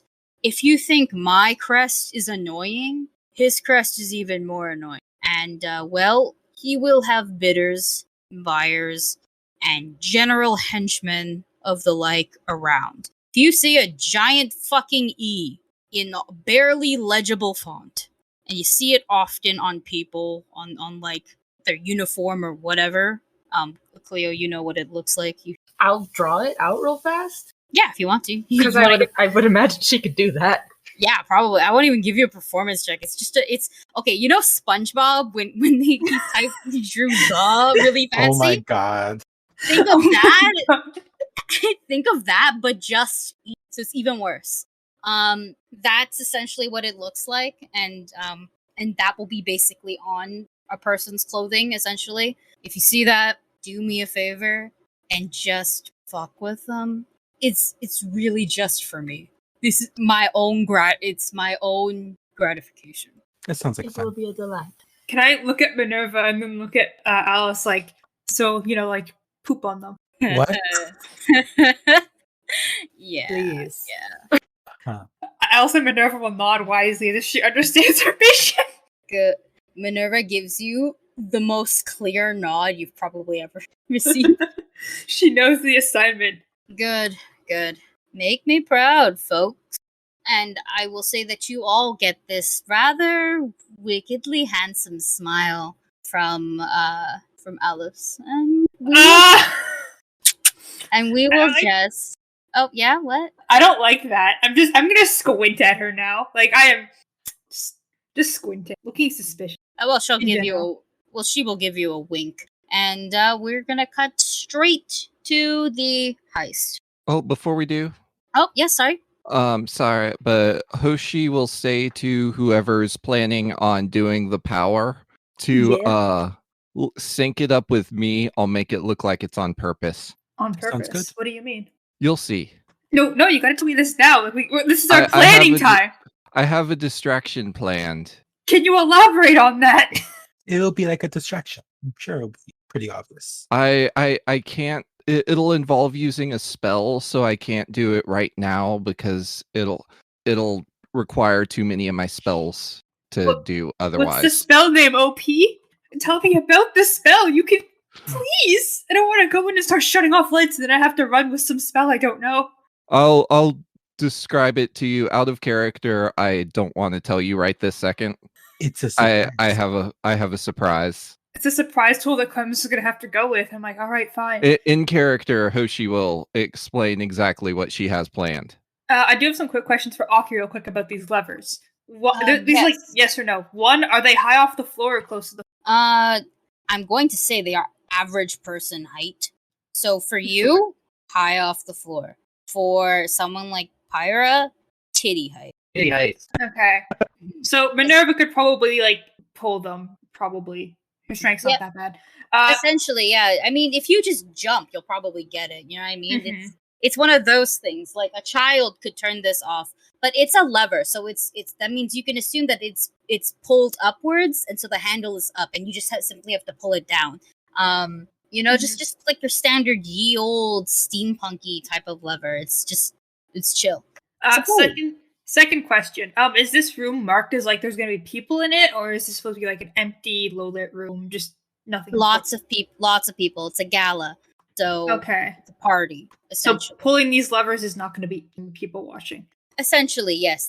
There will also be security. You've been told that there will be a handful of security guards. So it's like Alice basically has told you several things you can do. You don't have to do all of them. Cutting the. Oh, excuse me. What's that? I can't believe Aki took it out. Yeah. Oh shit. It was my hair. Oh no. Yeah, just in case y'all fuckers don't know, I have a ridiculous amount of hair to the point where if I don't tie it up, I will sit on it, and then when I try to move, I'll die.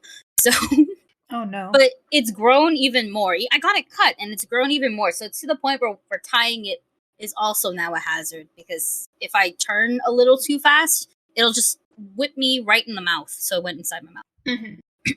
Inside my gut. Excuse me, sorry about that.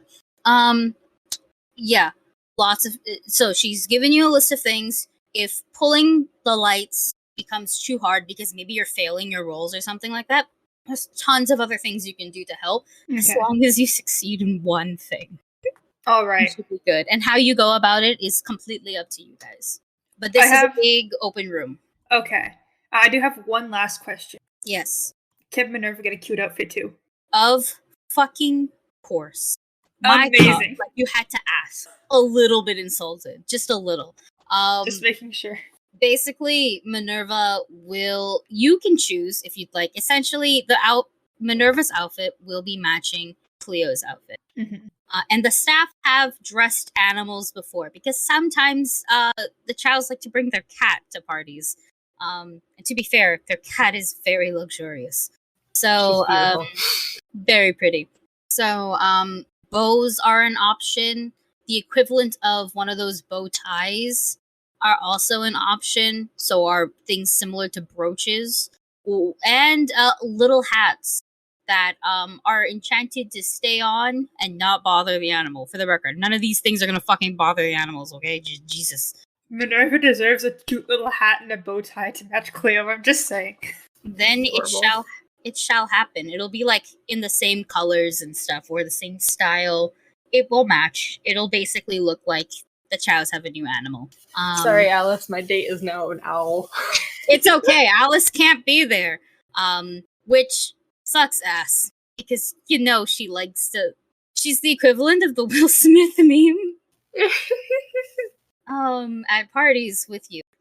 One other thing for the other animals, so Nugget and Moof Moof, they will be left behind. Yeah, no, I was already planning on leaving Nugget behind. Yeah, and so the staff will be ready to take care of them. And they do in fact assure you that they will be all well taken care of. In fact, Sephora is staying behind, so she is in charge essentially. And I will say before y'all leave, you'll see Sephora holding a long savannah cat, and that you can only assume is the true master herself, Sappho. Oh my god. I will tell Moof Moof to behave, just to make sure. I better come back to a chicken. Don't eat Nugget. Just verify. Double verify. Don't eat Nugget. Nugget? Haha, I'm in danger. All right. Any more questions or things you guys need clarified? I think I'm good. Yeah, I think I'm good. So it is. We're gonna fast forward a little bit now, and we are at the the National Museum of Shang, or the National Shang Museum, really, as it's called, the NSM. Though the way it's written out, it's a little bit like redundant, and it is just like described, a high fashion, high society. You can see carriages just rolling in. There is a bit of a red carpet moment here and there. It is kind of like a celebrity who's who type of vibe, but of course for the rich and the famous. And it is also not. It's not uncommon to see, like, you'll see like the bodyguards of like a celebrity or something like that standing off to the side. Celeb gets some pictures in, and then they all just leave in, like go in together. And so when you guys roll in once again, like the fanciest carriage, Alice and Clio own, you lot will be stepping out first before Clio, because you got to show that you're taking care of your lady. And of course, Clio is showing up, quote unquote, single for the night. How scandalous. Well, it's not uncommon for her to show up single in certain places. Alice is a busy woman. And, well, Clio is her own social in her very fabulous ways. Actually, if you guys would like, you can roll society on Clio. She's not single. Minerva's right there. Yeah. That's all a of my 6. +1. Oh. That That's is a 15. 25. Funny. The majority of you do not know why Clio is famous besides rich. Clem, you live in Shang, so you know a bit about Clio to a degree. I would say that you know that she is a Chow, and you do know the weight of the name of Chow, and you would also know that, well, she did high-key come out of fucking nowhere and steal, like, the most eligible bachelorette in the city. She stole Batman. Good She's for her. Catwoman. Yeah, this is basically it. Like, good for her. We had a 25, correct? Yeah. Okay, cool. Well, and Ferris, you can chime in and add things as well. I'm just gonna give Patrice a quick rundown of what they might know.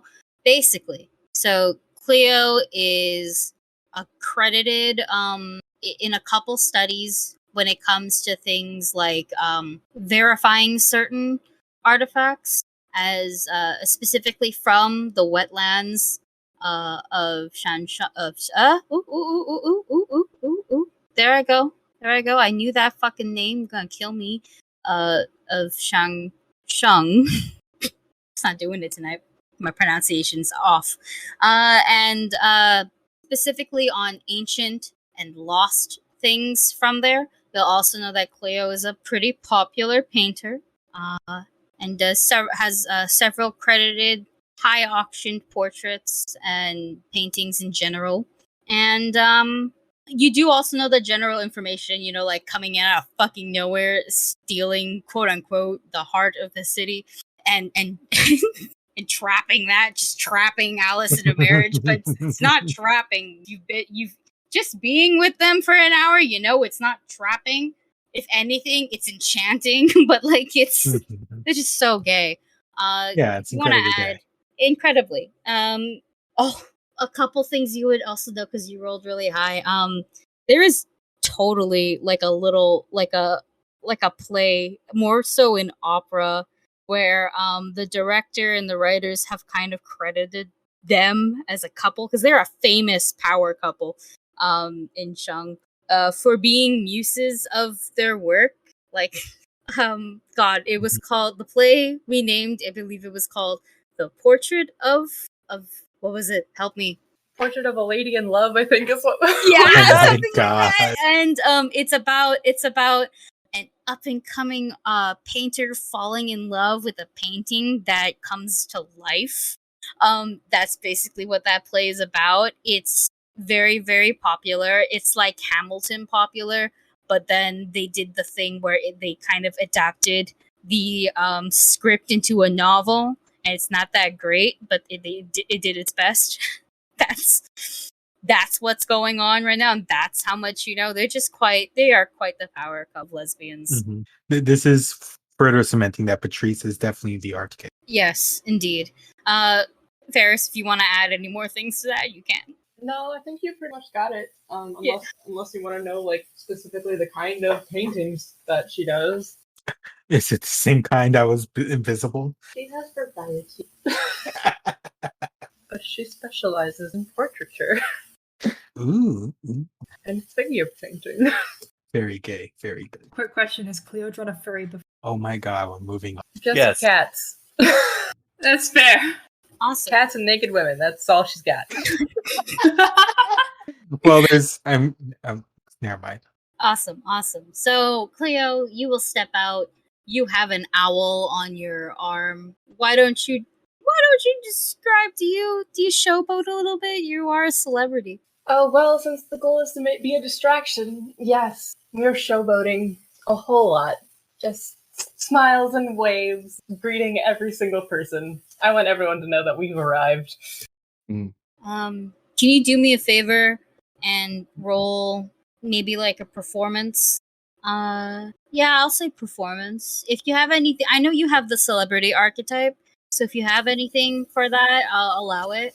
And, I can make an impression using performance, but I'm already using performance. Well, to make an impression, sure. Like, if you want to do it like that. 25. They are dazzled indeed. Okay, you kind of steal attention from the person who arrived before you a little prematurely, and now you have an owl that matches, and your outfit is luxurious. And what's this? Like 6 semi-strapping bodyguards? Whoa! It's a show. It's people. This will probably make some gossip headlines and whatnot, but it's a show. They are looking, they are watching, and they probably follow you in some of them to the museum. And I will try to keep attention the whole way in. It's like Cruella upstaging whomever her rival was. I don't know, I watched the movie one time. I know what you're talking about, don't worry. And I've never watched it. I just watched reviews of it. Yeah, it's a weird movie, but it's beautiful. It is so pretty. Alright, so as you guys enter, it's a museum. It's grand. It gives you the feeling of being quite small, in a way, as there are things like skeletons, statues, giant scroll paintings that are just larger than life. There's even a dragon's skeleton on display. And for the record, yes, your gods are all technically dragons. But there are some regular dragons. You know, the mother fucked up a little bit and made just dragons. And then the mother made your gods who are competent dragons.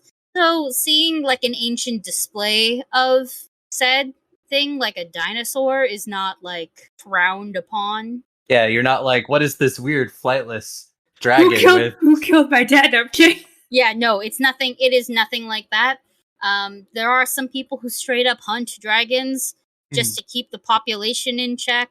There are also dragon beings that are like sentient and rather competent, but they are not gods. You know, it's a good influx, and you know, seeing something like this, you pretty much know it's just That's one of the primal regular dragons. Um, But it's a big fucker. It's huge. It's like, you ever see like them stegosaurus? they are a how cute. stegosaurus. Yes, stegosaurus, but it's a skeleton and it's huge. It's just so it's this display has done a very good job at making y'all feel small, but in a wondrous way, like playing Shadow of the Colossus. And as you go further in, if you had coats, they are taken. You are quote unquote checked for your weapons, but thanks to the enchantments and whatnot, it's pretty much like sword. Just make sure you don't stab anyone with it, and you go, yeah, probably. You know, it's chill interactions, like if you went to get a weapons check at a convention. I think Patrice would very much, when asked about weapons, he would just take out an innocuous tube of lipstick, put it on, and then put it away. I have a question. Yes. Do you low-key want to flirt with the guard? That's kind of semi-flirtatious. Would you like to low-key flirt? In a way where I'm quote unquote flirting, but like only because I can, not because I just like really care about them. Yeah, that's fine. I'm not your girlfriend. Myra's well, like, yes, this is my stick. Don't worry about it. It's always on fire. well, I'll just say you do make an impression on that bag check. Yep. Guy. Y'all all do. You go further in. You see the security directs you where you need to go. And it is towards where basically everyone else is going. It's the main hall, I guess you could say. And a lot more things are on display. Pottery, portrait paintings, clothes, weapons, armor. Just, it's a museum. So you get to see a lot of cool shit. A lot of dope old shit. With cards, information, all that kind of beautiful stuff. And of course, you do see people dressed to the nines. Some people have exotic animals, like stated before. Others are simply standing with their entourage like they're the hottest shit since wheelies. No, Heelys. That Heelys are better. Skechers light up shoes, Oh actually. my god. Are there like Skechers light up wheelies actually, or Heelys? Because hold on. They are in real life, yes. Mm-hmm. They have them in adult sizes. Yep. Sounds like Ride somebody bike. who bought them. Anyways, could Patrice judge everyone's like style if it's not like exactly that good? Yeah, of course. I could let you make a roll for that. You said you had like art something, right? I have like art lore. I'm actually pretty good at society as well. I'll let you roll whichever is higher then, because both are pretty relevant. And you're from another place that's known for being high fashion. So if you'd like to judge fashion, I'm not I gonna mean, stop. Patrice is dressed as a guard, so they're not gonna be able to like say too much. Like I'm dressed better because obviously they're not. But I did roll a 17. I mean, you can still judge. You know what I mean? So Yeah, for exactly. For a 17, I will say most of these outfits would meet your standards. I mean, obviously, some are a little too gaudy, right? You over accessorize, it's too much. But you do know it's like the quality is good. You know, the jewelry, pretty much, that looks real to you. Anything else, like hairstyles, God knows what else, fans. Some people do have weapons, like to straight up show off. It looks pretty good. They do seem to take their fashion relatively seriously, at least to what you can assume. For the record, also, if you were to vibe check Clio's outfit, it's good shit. That's all I'm saying. I didn't have to ask for that. I already did. But yeah, Patrice was just like to herself, like, God, gold on silver. What are they doing? Yep.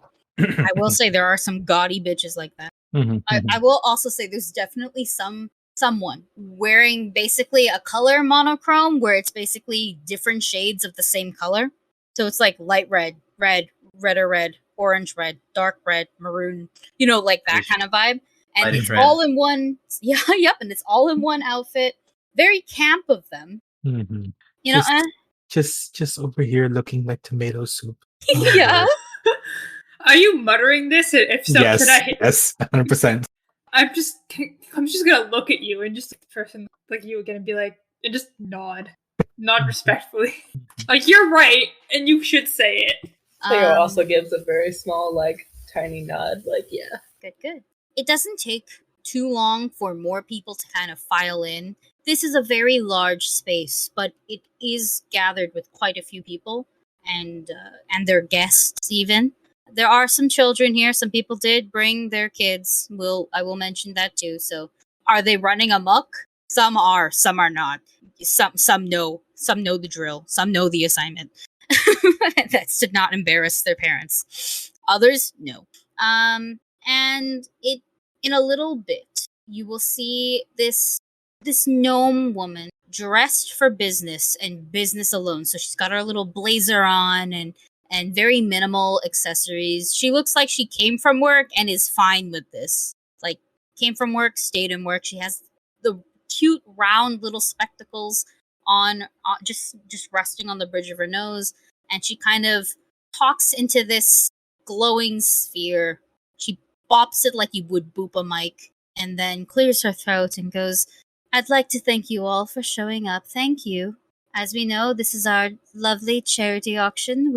All of our proceeds, or rather a majority of our proceeds, will be going towards the Underdark refugee funds. And we will have several pieces up for auction, precisely 10 pieces, and we would like to have a special thanks to the Chows for their lovely painting." And you get a little applause, Clio, right, because you're there. I acknowledge it very genially. Yes. You, of course, have your mutters because you're here, single, with an owl, and guards with no sleeves on. Oh, Off women. scandal. And a couple other families are also thanked. About 4 in total, with the Chows included, are thanked for their lovely donations. Some are heirlooms. Others are just straight up things that perhaps it sounds like they got bought from another auction, so they're re-auctioning it essentially. But they are all donations, and so that means Clio will not get any of the money made off of this paintings auction. It all goes straight to the refugee fund. And the gnome woman, for the record, the gnome woman whom y'all would know as Prime Minister Dahlia Park, she speaks up again after the announcement and says, "Please enjoy some beverages, some snacks. We will begin the auction shortly. And thank you all for coming. Let's have some fun." And Snacks. she will turn this thing off and hop down because she is a gnome. And this stage is very large. Don't I feel that? Now I will say No, go ahead. sorry. I will say if y'all would like to make a perception check in general, I will allow it. If you would like to make hyper specific perception checks throughout the thing, do let me know. So yeah. Pyra's just gonna look around the room and just try to get a good lay of the land and sort of and that is going to be a dirty 20. Nice. Plus 14 to perception. Are you all doing okay, so Az is looking for guards. I'm just doing general stock of the room because I have a vague idea that I put in chat, and I'm like, can I vibe check them? Yeah. But Patrice is also just vibing. Yeah. Thinking about where is the best place that if we need to create a very large distraction to summon Mad Monkey. I'm just saying, someone with good charisma can be a stick in the mud. If one of them just goes up to one of the rambunctious kids and says, "Hey, settle down, be quiet, and don't pull that lever under any..." If they're a stick in the mud, those kids are going to immediately pull out those levers for us, right? I know little shit kids. The second someone tells them not to do something, they will do it out of spite. And I'm just saying, it's not a bad plan. Just gotta pay them money. I know I have pocket change on me. I can give it to you to pay them. You could pay them. The thing is, though, is that they'll say that person paid me to do it, and immediately covers blown. You gotta make them think it's their idea, otherwise they won't do it. You give it to somebody else to give it to the kid. It's a trick. Listen, when I was a kid, add a little extra to shut up about it. All right, perception rolls. So, for general ones, Clem, you are too enamored with, or rather, maybe perhaps overwhelmed with the amount of people and the amount of glitz and glamour. This is definitely not something you're used to. So you don't necessarily. You're just. This is a party. Hoshi, you're not overwhelmed, but once again, this is a party. It looks like a party. Maybe not like a rave, but it's a fancy party. For general vibe checks, I believe there was a dirty 20 and a 23. General vibe Yep. checks. Once again, large room filled with people. You can see the security guards, and yes, they are dressed in blue. It's a very obvious like uniform. It also helps that there was like maybe a picture of what what the guards essentially look like outside, where it's like, we want you. No, not like that, but like essentially it's like employee of the month, something dumb like that. So you can tell what the uniforms look like. They look a little nicer, but you can tell what the security looks like, and they are indeed patrolling. Some are stationed, some are walking. It seems like, and they come in and out of a room, not a room, a hall that is closed off. The lights are on there, so you can see that it's like another hallway with exhibits. But there is like a one of those ropes that are just blocking the path, and two guards standing there, so that way people know not to go this way. There, I'll say, Patrice, you can see, though, you notice where one of, or rather the nearest lever is, and it's quite literally, it's in a corner off to the side, so it's a bit out of your way.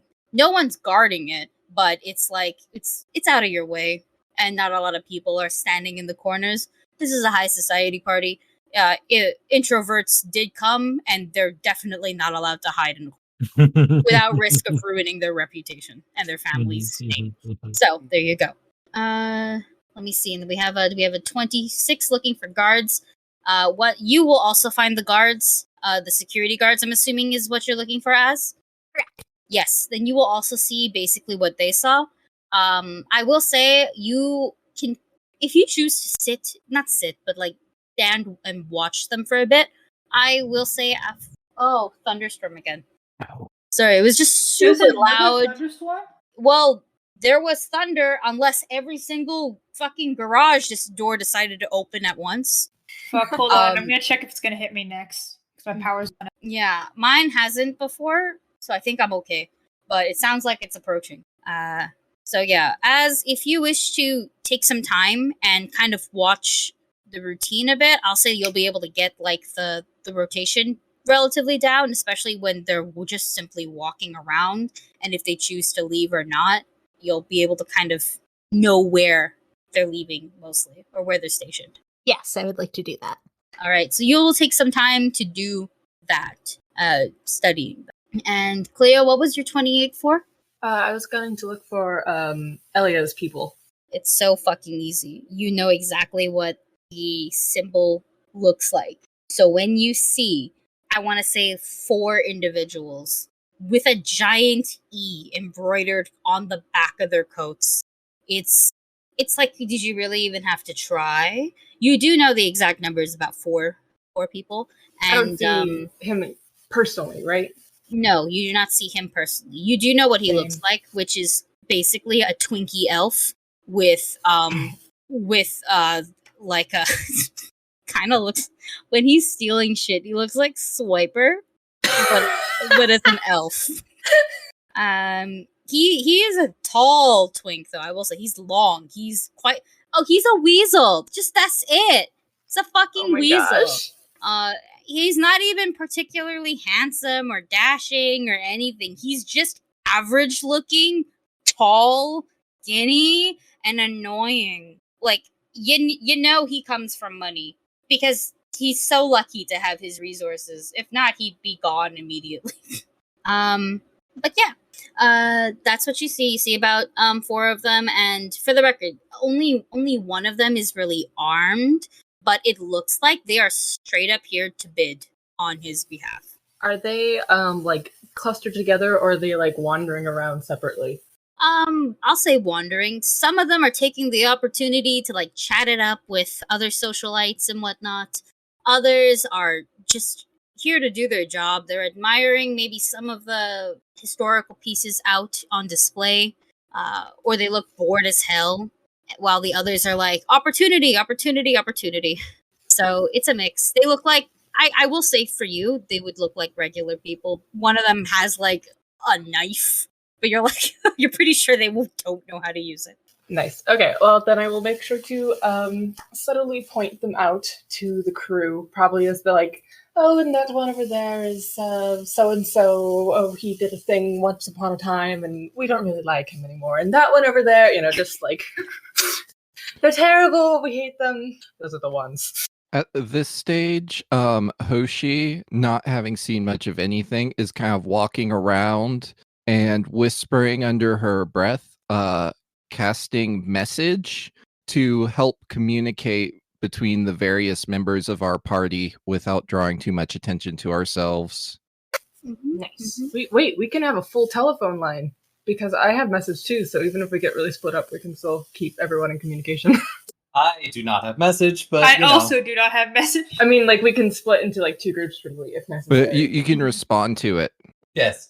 I'm sticking with Clio just because she has my bird. I would have made sure to point out to probably like Clem and then someone else, just like the lever is in, you said, the left corner of the room? Yeah. I will say it's quite, but it is like on its own. It's not even guarded. It's just in a corner, but nobody's in that corner. So can I gesture for like Patrice to just kind of like come down so I can whisper in her ear because I'm very tiny? Yeah, they will stoop down, maybe like innocuously, maybe like pretending to pick something off the floor. Mm-hmm. And I just want to like really, really, really quietly, I'm not actually going to whisper it so the mic can pick it up, just be like, usually when you tell kids that are rambunctious not to do something, they'll want to do it. That's it. And there'll be a very slow nod, yes. Just going to convey that idea to someone who can talk better than I can, hopefully. Just give us a warning. Well, you got that distraction we talked about as well, right? We just gotta time it right. If we can coordinate the power cutting, for example, giving a signal, now's the time, then we can make it look like part of the proposal. I know how to draw everyone's attention. Something they'll really want. Could I spot a rambunctious child running around? One that's like very much not paying attention to their parents. Roll perception. Cool. That was a natural 20. So Nice. 29. You spot 20s tonight. You spot 3 precisely. There's only 3 rambunctious kids running around. There's a couple other kids, but they are well behaved. The 3 rambunctious ones, though, I'll say 2 in little suits, like the equivalent of when they put like little boys in fucking shorts and they're like that's with the the clip-on tie. Yeah, that. You see like 2 of those, and you definitely see one like little girl who she was probably wearing there was probably like an overcoat over her dress to make her really poofy, like a princess dress poofy, and it's gone.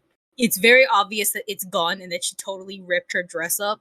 But she wanted to play with the boys, and she's you can't restrict her.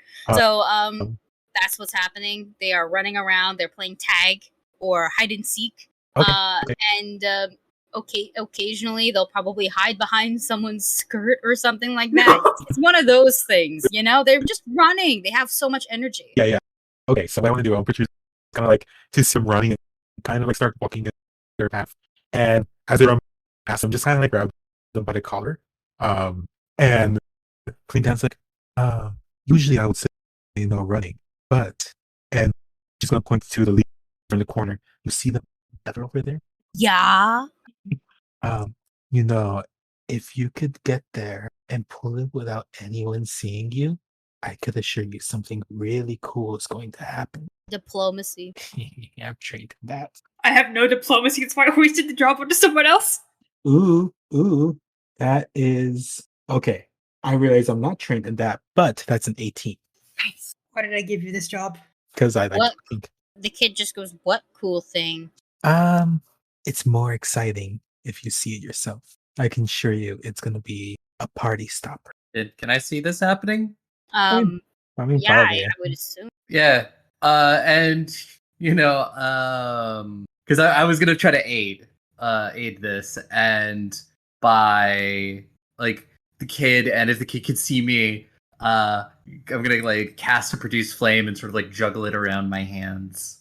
Mhm. Well, the roll was already made, so you need to make a performance. I can make a performance roll.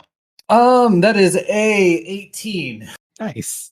The kid is impressed to a you impress one kid because Yeah. you're only talking to essentially one kid. The other Mhm. two look Oh. relatively annoyed because you've interrupted their game.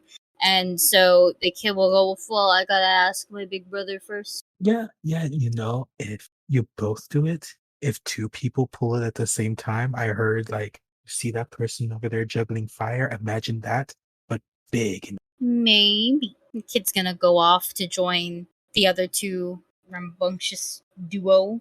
Mhm, And mhm. oh shit. So you can see them talking, and they are talking about it, like, oh, this cool guy said, if I go do that, more cool shit will happen. Well, they don't say shit, but more cool stuff will happen. And the kids just kind of give y'all eyes. To be honest, to them, they know what bodyguards look like, and you're not theirs. Ooh. As they're looking at me, could I I'm gonna smile back at them and then I'm going to abundant step away. So I just disappear. You're going to use a focus point. Yeah, I got Yeah? What are you, a coward? I need you to roll performance for that, yeah. because you're kind of making an impression on them. You're trying to do something to Mhm. sway them, and you'll either sway them positively or negatively. You know what? I am trained in performance. So that Wait. is actually a 23. Oh, okay, never mind, you're good. I was just about to give you guidance. I forgot I have it. Do it anyways! Please! The roll already happened. Roll's done. Now I gotta check them. For the record, I'm rolling against you guys as well. Yeah. Oh, no. And so far, the kids don't really have a lot of modifiers. They've just been matching your rolls exactly. So it's like, meets it. Stop rolling yeah. high then. Well, it's Aki. You can't ask that. Yeah, no, I was gonna say, how fucking dare you? The kids look mildly impressed, and the best way to put it is that there is no guarantee that they're gonna do, but they're thinking about it. And I would just kind of like walk back up maybe to Clio and just, well, there is a possible backup plan if Clem can't get there. That will work well enough. I think then it is time to begin distracting us. If the guards don't pay much mind to this, perhaps you and Pyra attract their attention in another way? Yes. Not necessarily. Don't attack them, obviously. You know what I mean, right? Yes. Yo comprende. Then I'm gonna just march on up to the stage. Wait, hold on. If we're gonna try to do, I'm whispering this whole time. I just want to whisper and have the mic up. But like, if we're gonna want to do more than one at a time, do you think Minerva should fly off to do it? You can give her a mark and she'll go. That is not Minerva. That is a cat. Umi has spoken. Yes. Sorry, she's distracted me really bad. She's stuck in my dice tray. All right, I'm gonna like sort of lean to Minerva, kind of, and just be like, when Cleo says go fly and do the thing. Go fly and do the thing. And then just let Cleo like give the order and she'll do it. Okay, perfect. Then I will climb on stage. Then it'll be like a cool performance-y trick. Exactly. Yeah. The bird flying off, cutting the lights so it's focused on Cleo. Come on, that's very good. And I will go to the mic. Is the mic still on? The mic is magical. Oh, okay, that's fine. I have Yeah, a voice. yeah. I can use it. Theoretically, you could just project. You could, if you also had a spell for that, you could too. To be fair, it's a lot of things you can do for a mic. We're just gonna project. And I will real fast, I think, cast guidance on Hoshi and on Clem. They have a very short time where it's useful, so use it wisely. And I will call out to the assembled people. What was the I'm sorry, hang on. What was the gnome's name? Oh, you mean the Prime Minister? Yeah, the Prime Minister. That is Dahlia Park. Oh, yeah. Okay, great. And I will say, thank you, Madam Minister, for putting all of this together, for all the ones it will be so beneficial to. I would like to give one final contribution to this fine auction, if I may. Well, Madam Minister was indeed surrounded by some people making small talk, including with her husband. So she's a little bit startled when you suddenly call out to her. But you're a celebrity, actually. You would gather many people. You would gather a handful of people's attention. I won't say you have everyone's yet, simply because of how far you are away. Mm-hmm. But she would just kind of give you a nod because you're friends with her husband. Sure. And she will say, tonight, with the assistance of my dear friend here, Hoshi, I would like to create one final piece for the auction here for all of you in plain view. And I will gesture to Az to bring me like a box and like a tube she's been carrying for me. I will do that. And the box turns out to be like a box of paints, and the tube is holding the canvas, which, I don't know, we'll put together something so it's viewable. I came up with this like 10 minutes ago. You know, like I think it was like America's Got Talent, they had like the sand artist who like did all the cool sand drawing, like told a story with it. We're doing that, but with paint. Okay. Mm-hmm.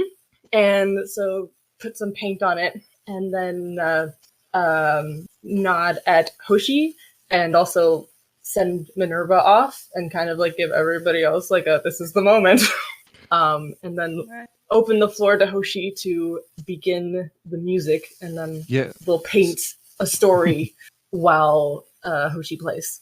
Okay. Yeah. So at this point, like shortly before this, Hoshi would have used Envision combined with Summon Instrument and have like done a complete makeover on herself to get in performance attire. Okay, and that's the 2 roles you DM'd me? No. That's just off to the side because that's just actions. It's not really the 2 roles I DM'd you are for the next part. Oh, I see.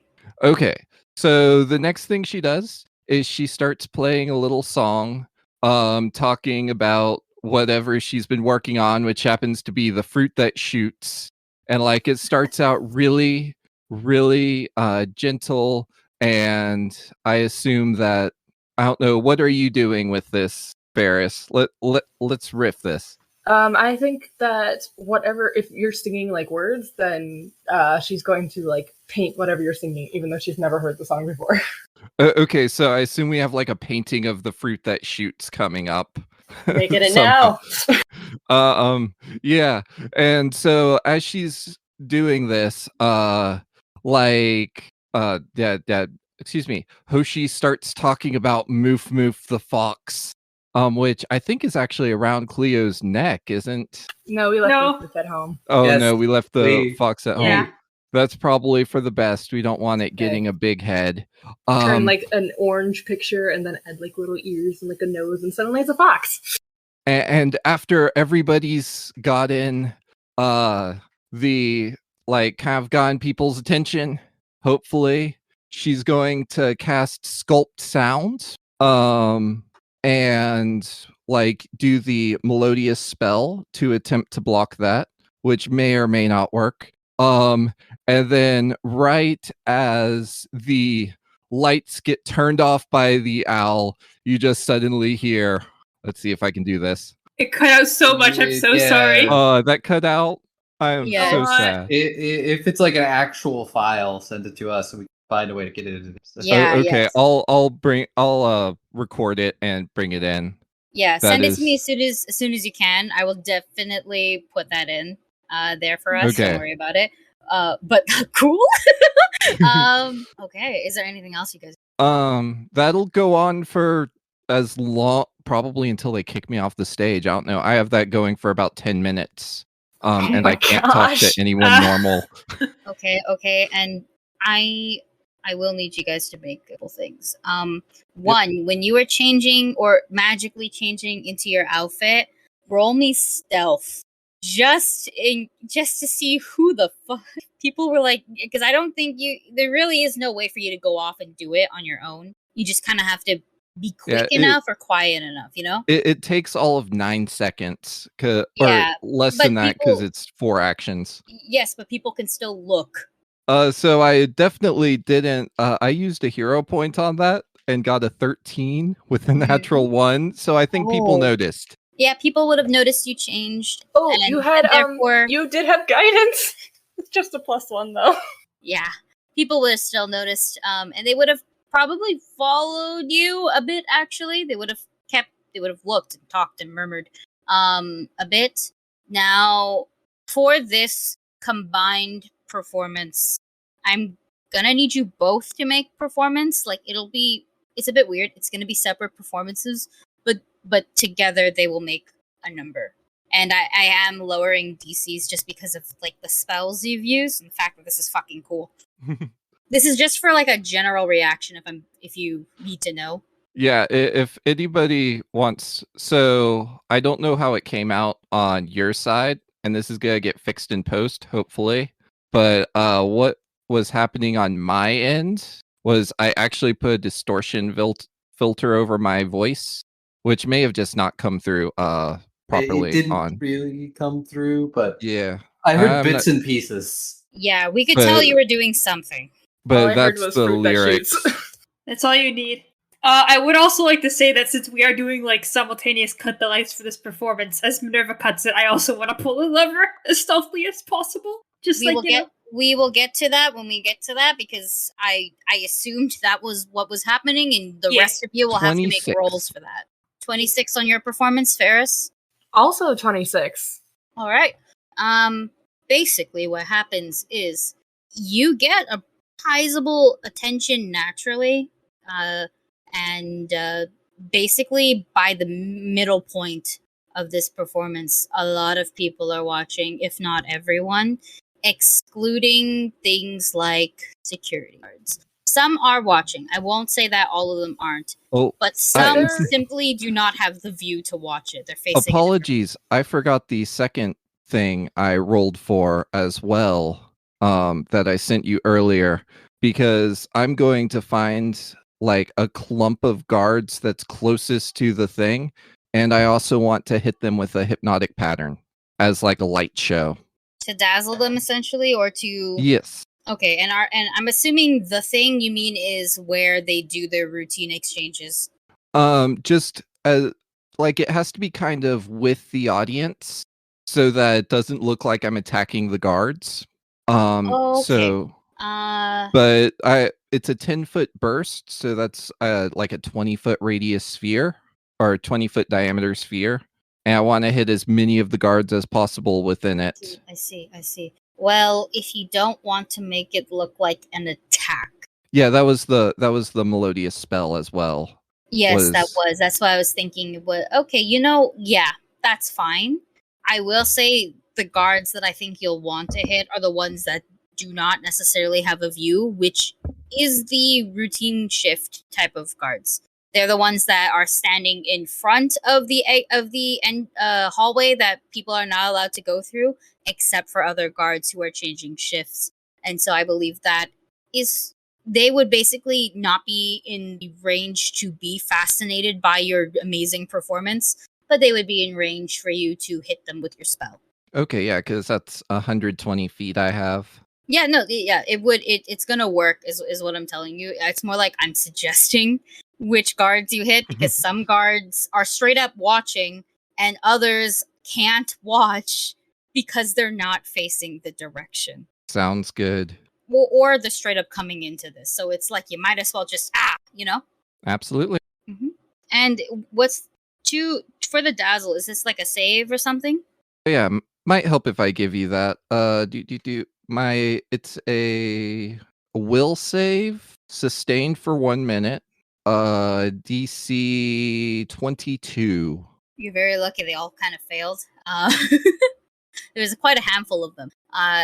they either failed or they critically failed. Nice. So the ones that critically failed can't use reactions as well.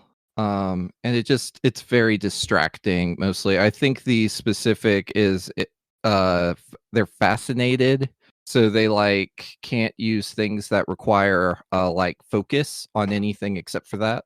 I think for flavor text, what will happen is that they totally just get out of position and turn to watch what's going on. It's just too cool. They're like, okay. And so they've kind of left their position, or not their position, their post, I will say. And they are essentially a part of the audience now. For the rest of you now, so this is not the performance people, I'm assuming you are wanting to turn off the switches. Or the Yes, Yes. I will are help with all that. four of you, and by four I mean like Clem, Pyra, Patrice, and Minerva? Minerva's doing one, yeah. Yes, okay, That's that's part of that. the performance. I assumed so. That's what's happening? Yes. Yeah. Can I help Clem by just sort of standing between her and the eye line of any guards? So I'm using my large body to block their sight lines because I know their rotation, so I know their sight lines. Yes, you can.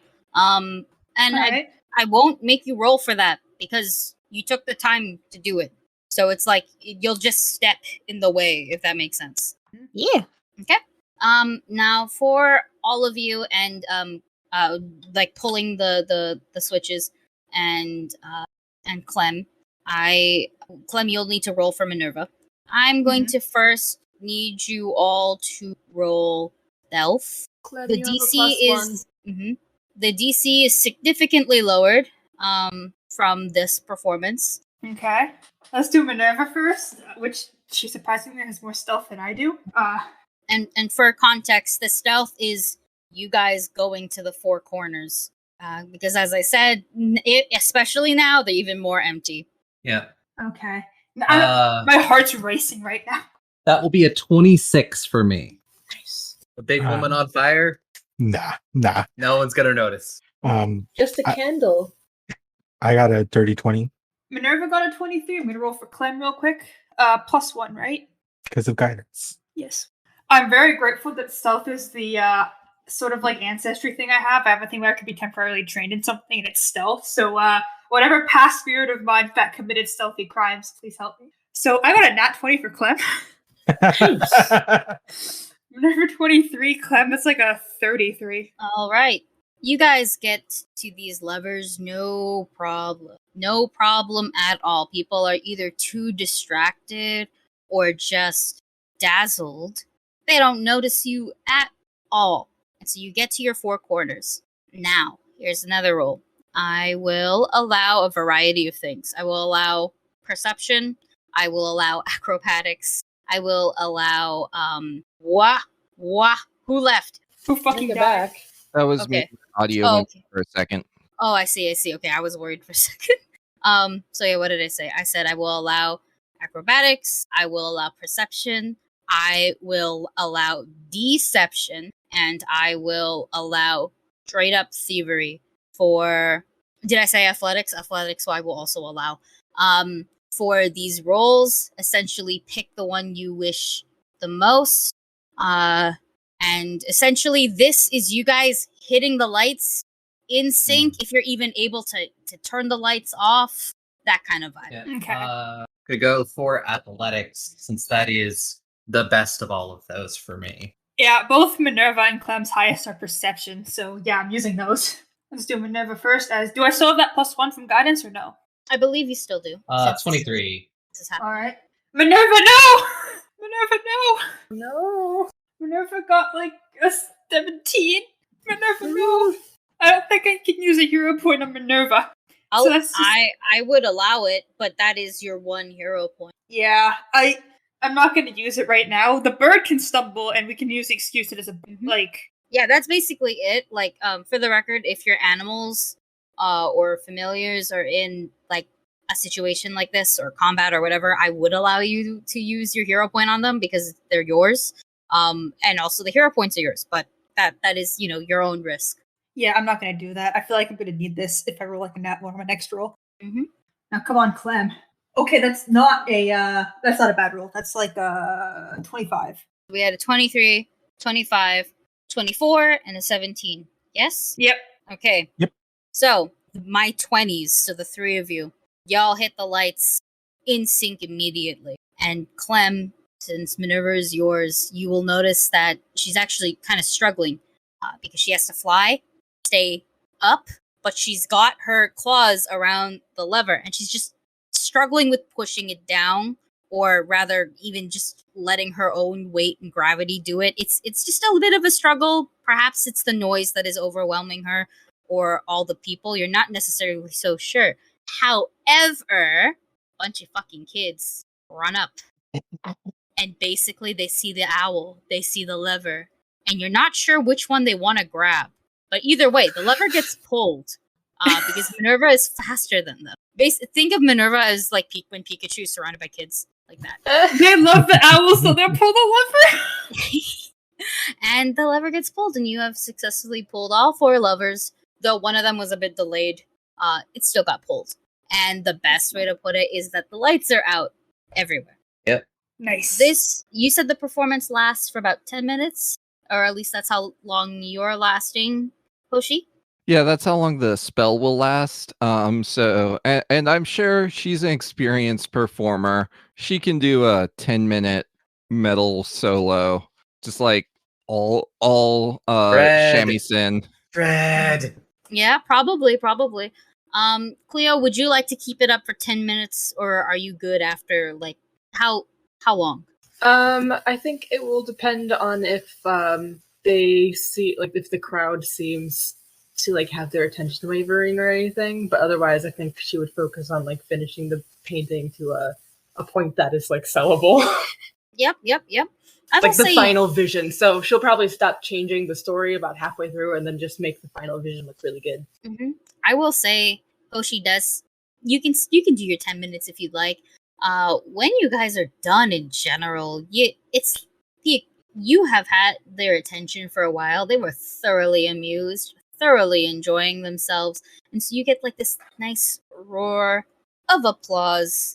And I will say, you got pretty much everyone. Clio, you can point out Elia's men in there, all four of them. You got them. You guys got them. You did a good job. And the Prime Minister will actually come and shake both of your hands for just this dazzling performance.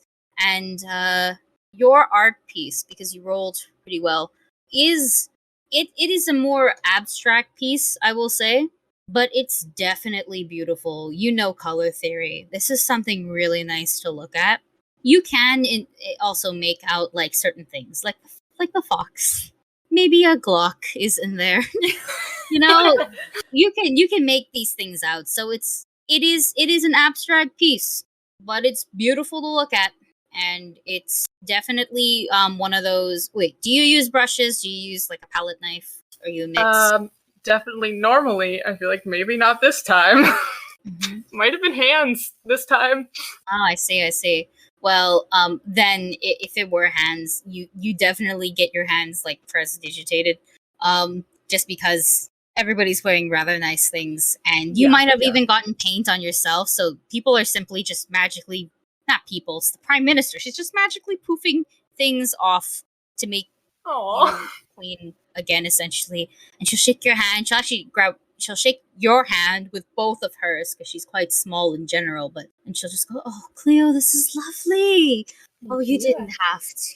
Oh no, this is a foundation that is near and dear to me. I have to get just one more piece. Well, you've given a lot, and you've certainly kept our esteemed guest rather entertained. Thank you so much. Of course.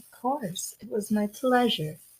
Gosh, you and your guests you would need a break or two. Well, feel free to gather as many drinks as you need. I'll be sure to send some people your way. Thank you, darling. Rather impressed. I will say, Clio, when you're done, some people will simply just come up to talk to you as well, Hoshi. You're getting quite a few socialites coming and being like and complimenting you.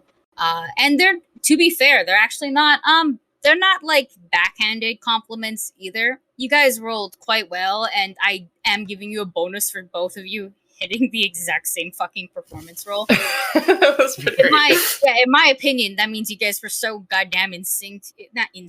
In sync. You were fucking drift compatible, okay? And so yeah, you two are quite the talks of the town. I don't know if you guys can stand together without forming a bigger group. I do want to try. I don't know if she's in range. She's probably not because it's only 120 feet. But at some point, kind of stand on the edge of the room is the word I'm looking for. The edge of the room, like as close to like the inner part of the museum as I can get, like the blocked off part. Like, you know, like, oh, I just need a moment and like try to message Alice and just be like, hey babe, it went great. Hope you got things. It's level 3 now, so it is 500 feet. No. Wow. I was about to say, yeah, it should be a greater range. I'm pretty sure it heightens. No, I think that is my heightened spell, but I don't know how heightens work. It's message is a cantrip. Cantrips auto heighten as you level up. Yeah. Oh. Yeah, Yeah. cantrips are really great. Because Yeah. they just auto heighten. Get my signature. Cool. Then hopefully she's in range then as I. It's done, darling. Hope you are also done with your pieces. Very closely do you hear, oh, I'm done alright. She's gonna fucking appear out of nowhere. And Yes. well, it's not even out of nowhere. She like you kind of see her push like a floorboard back in place. Like she just kicks it with her foot, back aside, and it's just so you've seen your wife's ceiling get up before. The best way to put it is that it's downright in high society and showing up like this, it'd be downright scandalous. Because it is tight fitting pants, almost open titty shirt. Just very loose, very loose. It's not even buttoned. It's a very open blouse. She has the straps of her weapons and her gear essentially on her. But in this case, you don't necessarily see the gear. You can assume that she either stowed it away somewhere else with said item, or maybe has some of that little enchantment salve on it to hide it. She does have her signature hat, which can only be described as like, please think of Indiana Jones a little bit. And you are aware that she wears short black leather gloves and a mask when she does this kind of stuff, and she's simply taking this shit off and going, yeah, well, I will say the lights really help, though I heard your performance from miles away. We did our best to make it rather noisy affair. And you did wonderfully, darling. Yes, I would assume so. God, I hope so. Well, I'll take your word for it. They functioned like they had been a team before. Damn, that's some good chemistry then. Well, I would say, actually, no, you want to get the fuck out of here. Oh, how scandalous, Mrs. Chow. Well, anything for you, Mrs. Chow. I'm sure we can trust the others to make their own way out. I'll have Hong bring the car around. Perfect. Shall I meet you outside? I really should say goodbye to the Prime Minister. Alright. Let's be civil, let's be nice, okay? Of course, I could just send her a spell to do it. Look, if you're, like, you have, 2 seconds before your wife just, picks you up and runs. So, I will cast the message spell to the Prime Minister. Oh, I'm so sorry. I'm feeling lightheaded after that. Must retire early. Have good action. She, low-key will turn your way. See, Alice just gives her, a fucking finger guns and just picks you up, and you guys are yeeting. Don't worry, Minerva stays behind. Thank God. Because Minerva can smell gay. So, Minerva knows. Minerva's a Minerva literal knows. wingman. Mm-hmm. And, Clio, you get kidnapped by your wife. Good, I better get a kiss out of it.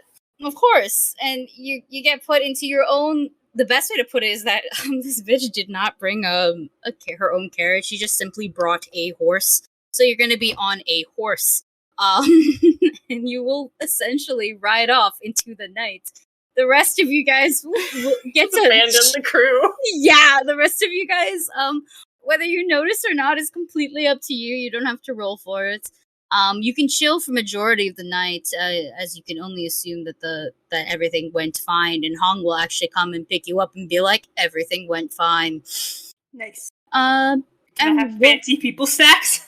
of course, you can stack up on it, fill up on it. You guys did exactly what you were supposed to do, and you did it very well. So you guys pretty much, there's no dancing in this party since it's one of those types of auctions. If you wanted to stay for the auctions and see what happens, you can. If you rather just fucking ditch, you can ditch. fire with Yeah, let's ditch. This party's too busy.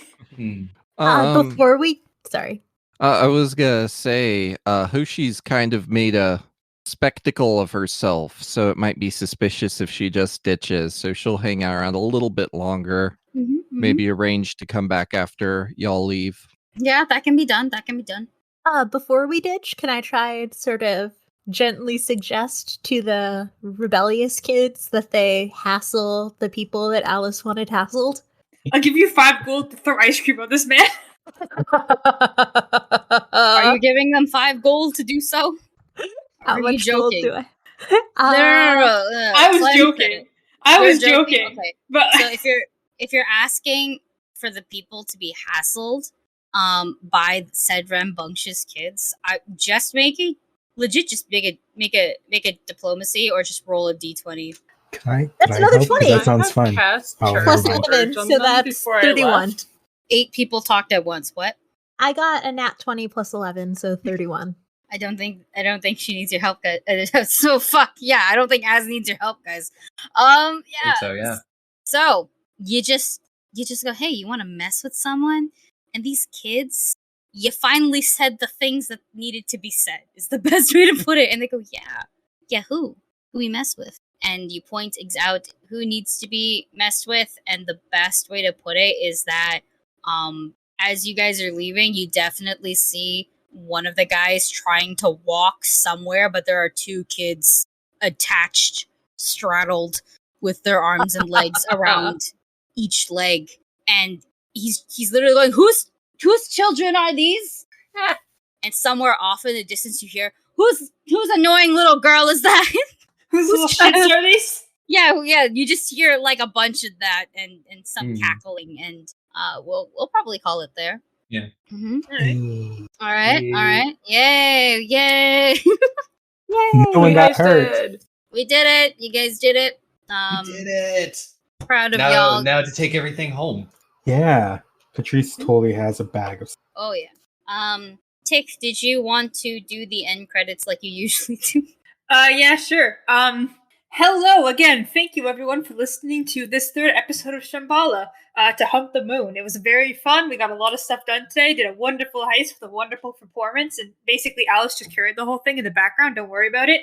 If you like what we do, please come listen to us on Anchor, Apple Podcasts, and come follow our Twitter. We post a lot of good content there. We blog some good content as well. Sometimes post memes. I'm sometimes allowed to post shit posts if I get Aki and Aubrey's permission first, so come check that out.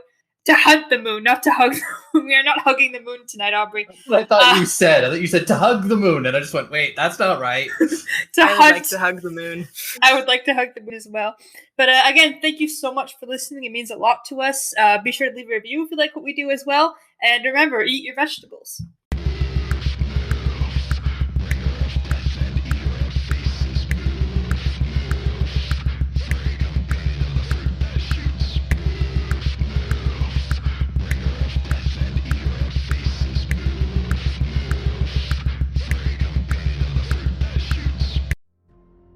Well, hello there, young adventurer. I've been waiting for you. We've met before, don't you remember?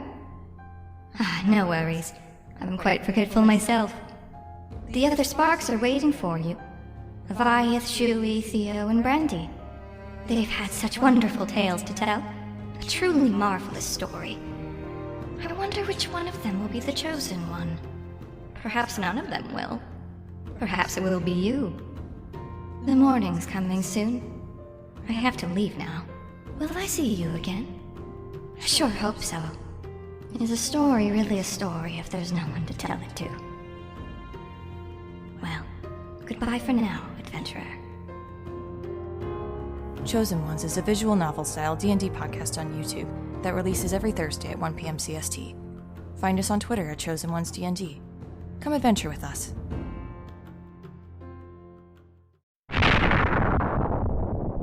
Passengers, remain calm and please stay in your seats. We are experiencing pirate activity. Oh, there's just something happening. What? Them. Oh no. At the outer edges of space, where union is but a whisper, humanity scrapes together a living amongst the stars. This is the story of 4 Lancers, talented pilots of mechanized chassis from all corners of the known universe, thrown together by circumstance and destiny, and credits. Follow Matcha. Oh, were we supposed to know each other beforehand? I mean, we're all gonna die, but I'm glad you figured that out now. Moxie. Well, I have absolutely no idea what you necessarily need me to do here, but if it's kill a bitch or fix a bitch, I can do both very well. You're worth 1 week of no chores, and you know what? I really need that week. Roadkill. I'll take in the front, those 2 are taking the back. One of them's going through the booty hole, and let's go. I kinda need your help. Fuck you. And Silver. Here's like a little bit of money. Please go away. The ghost of your mistakes. Led by me, Reed, your game master, through the Lancer system, a mud and laser style anime mecha RPG. I hope they brought some printers with them, because this is Bring Your Own Mech, an actual play Lancer podcast, and batteries are not included. Catch our first episode starting on July 29th, wherever you catch your podcasts, and then every other Thursday. Follow my heading, and I'll see you there.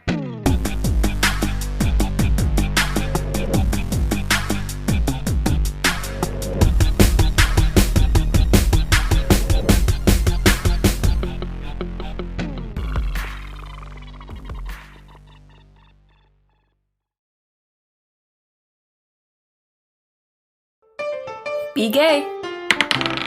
Roll dice. An LGBTQIA actual play podcast network.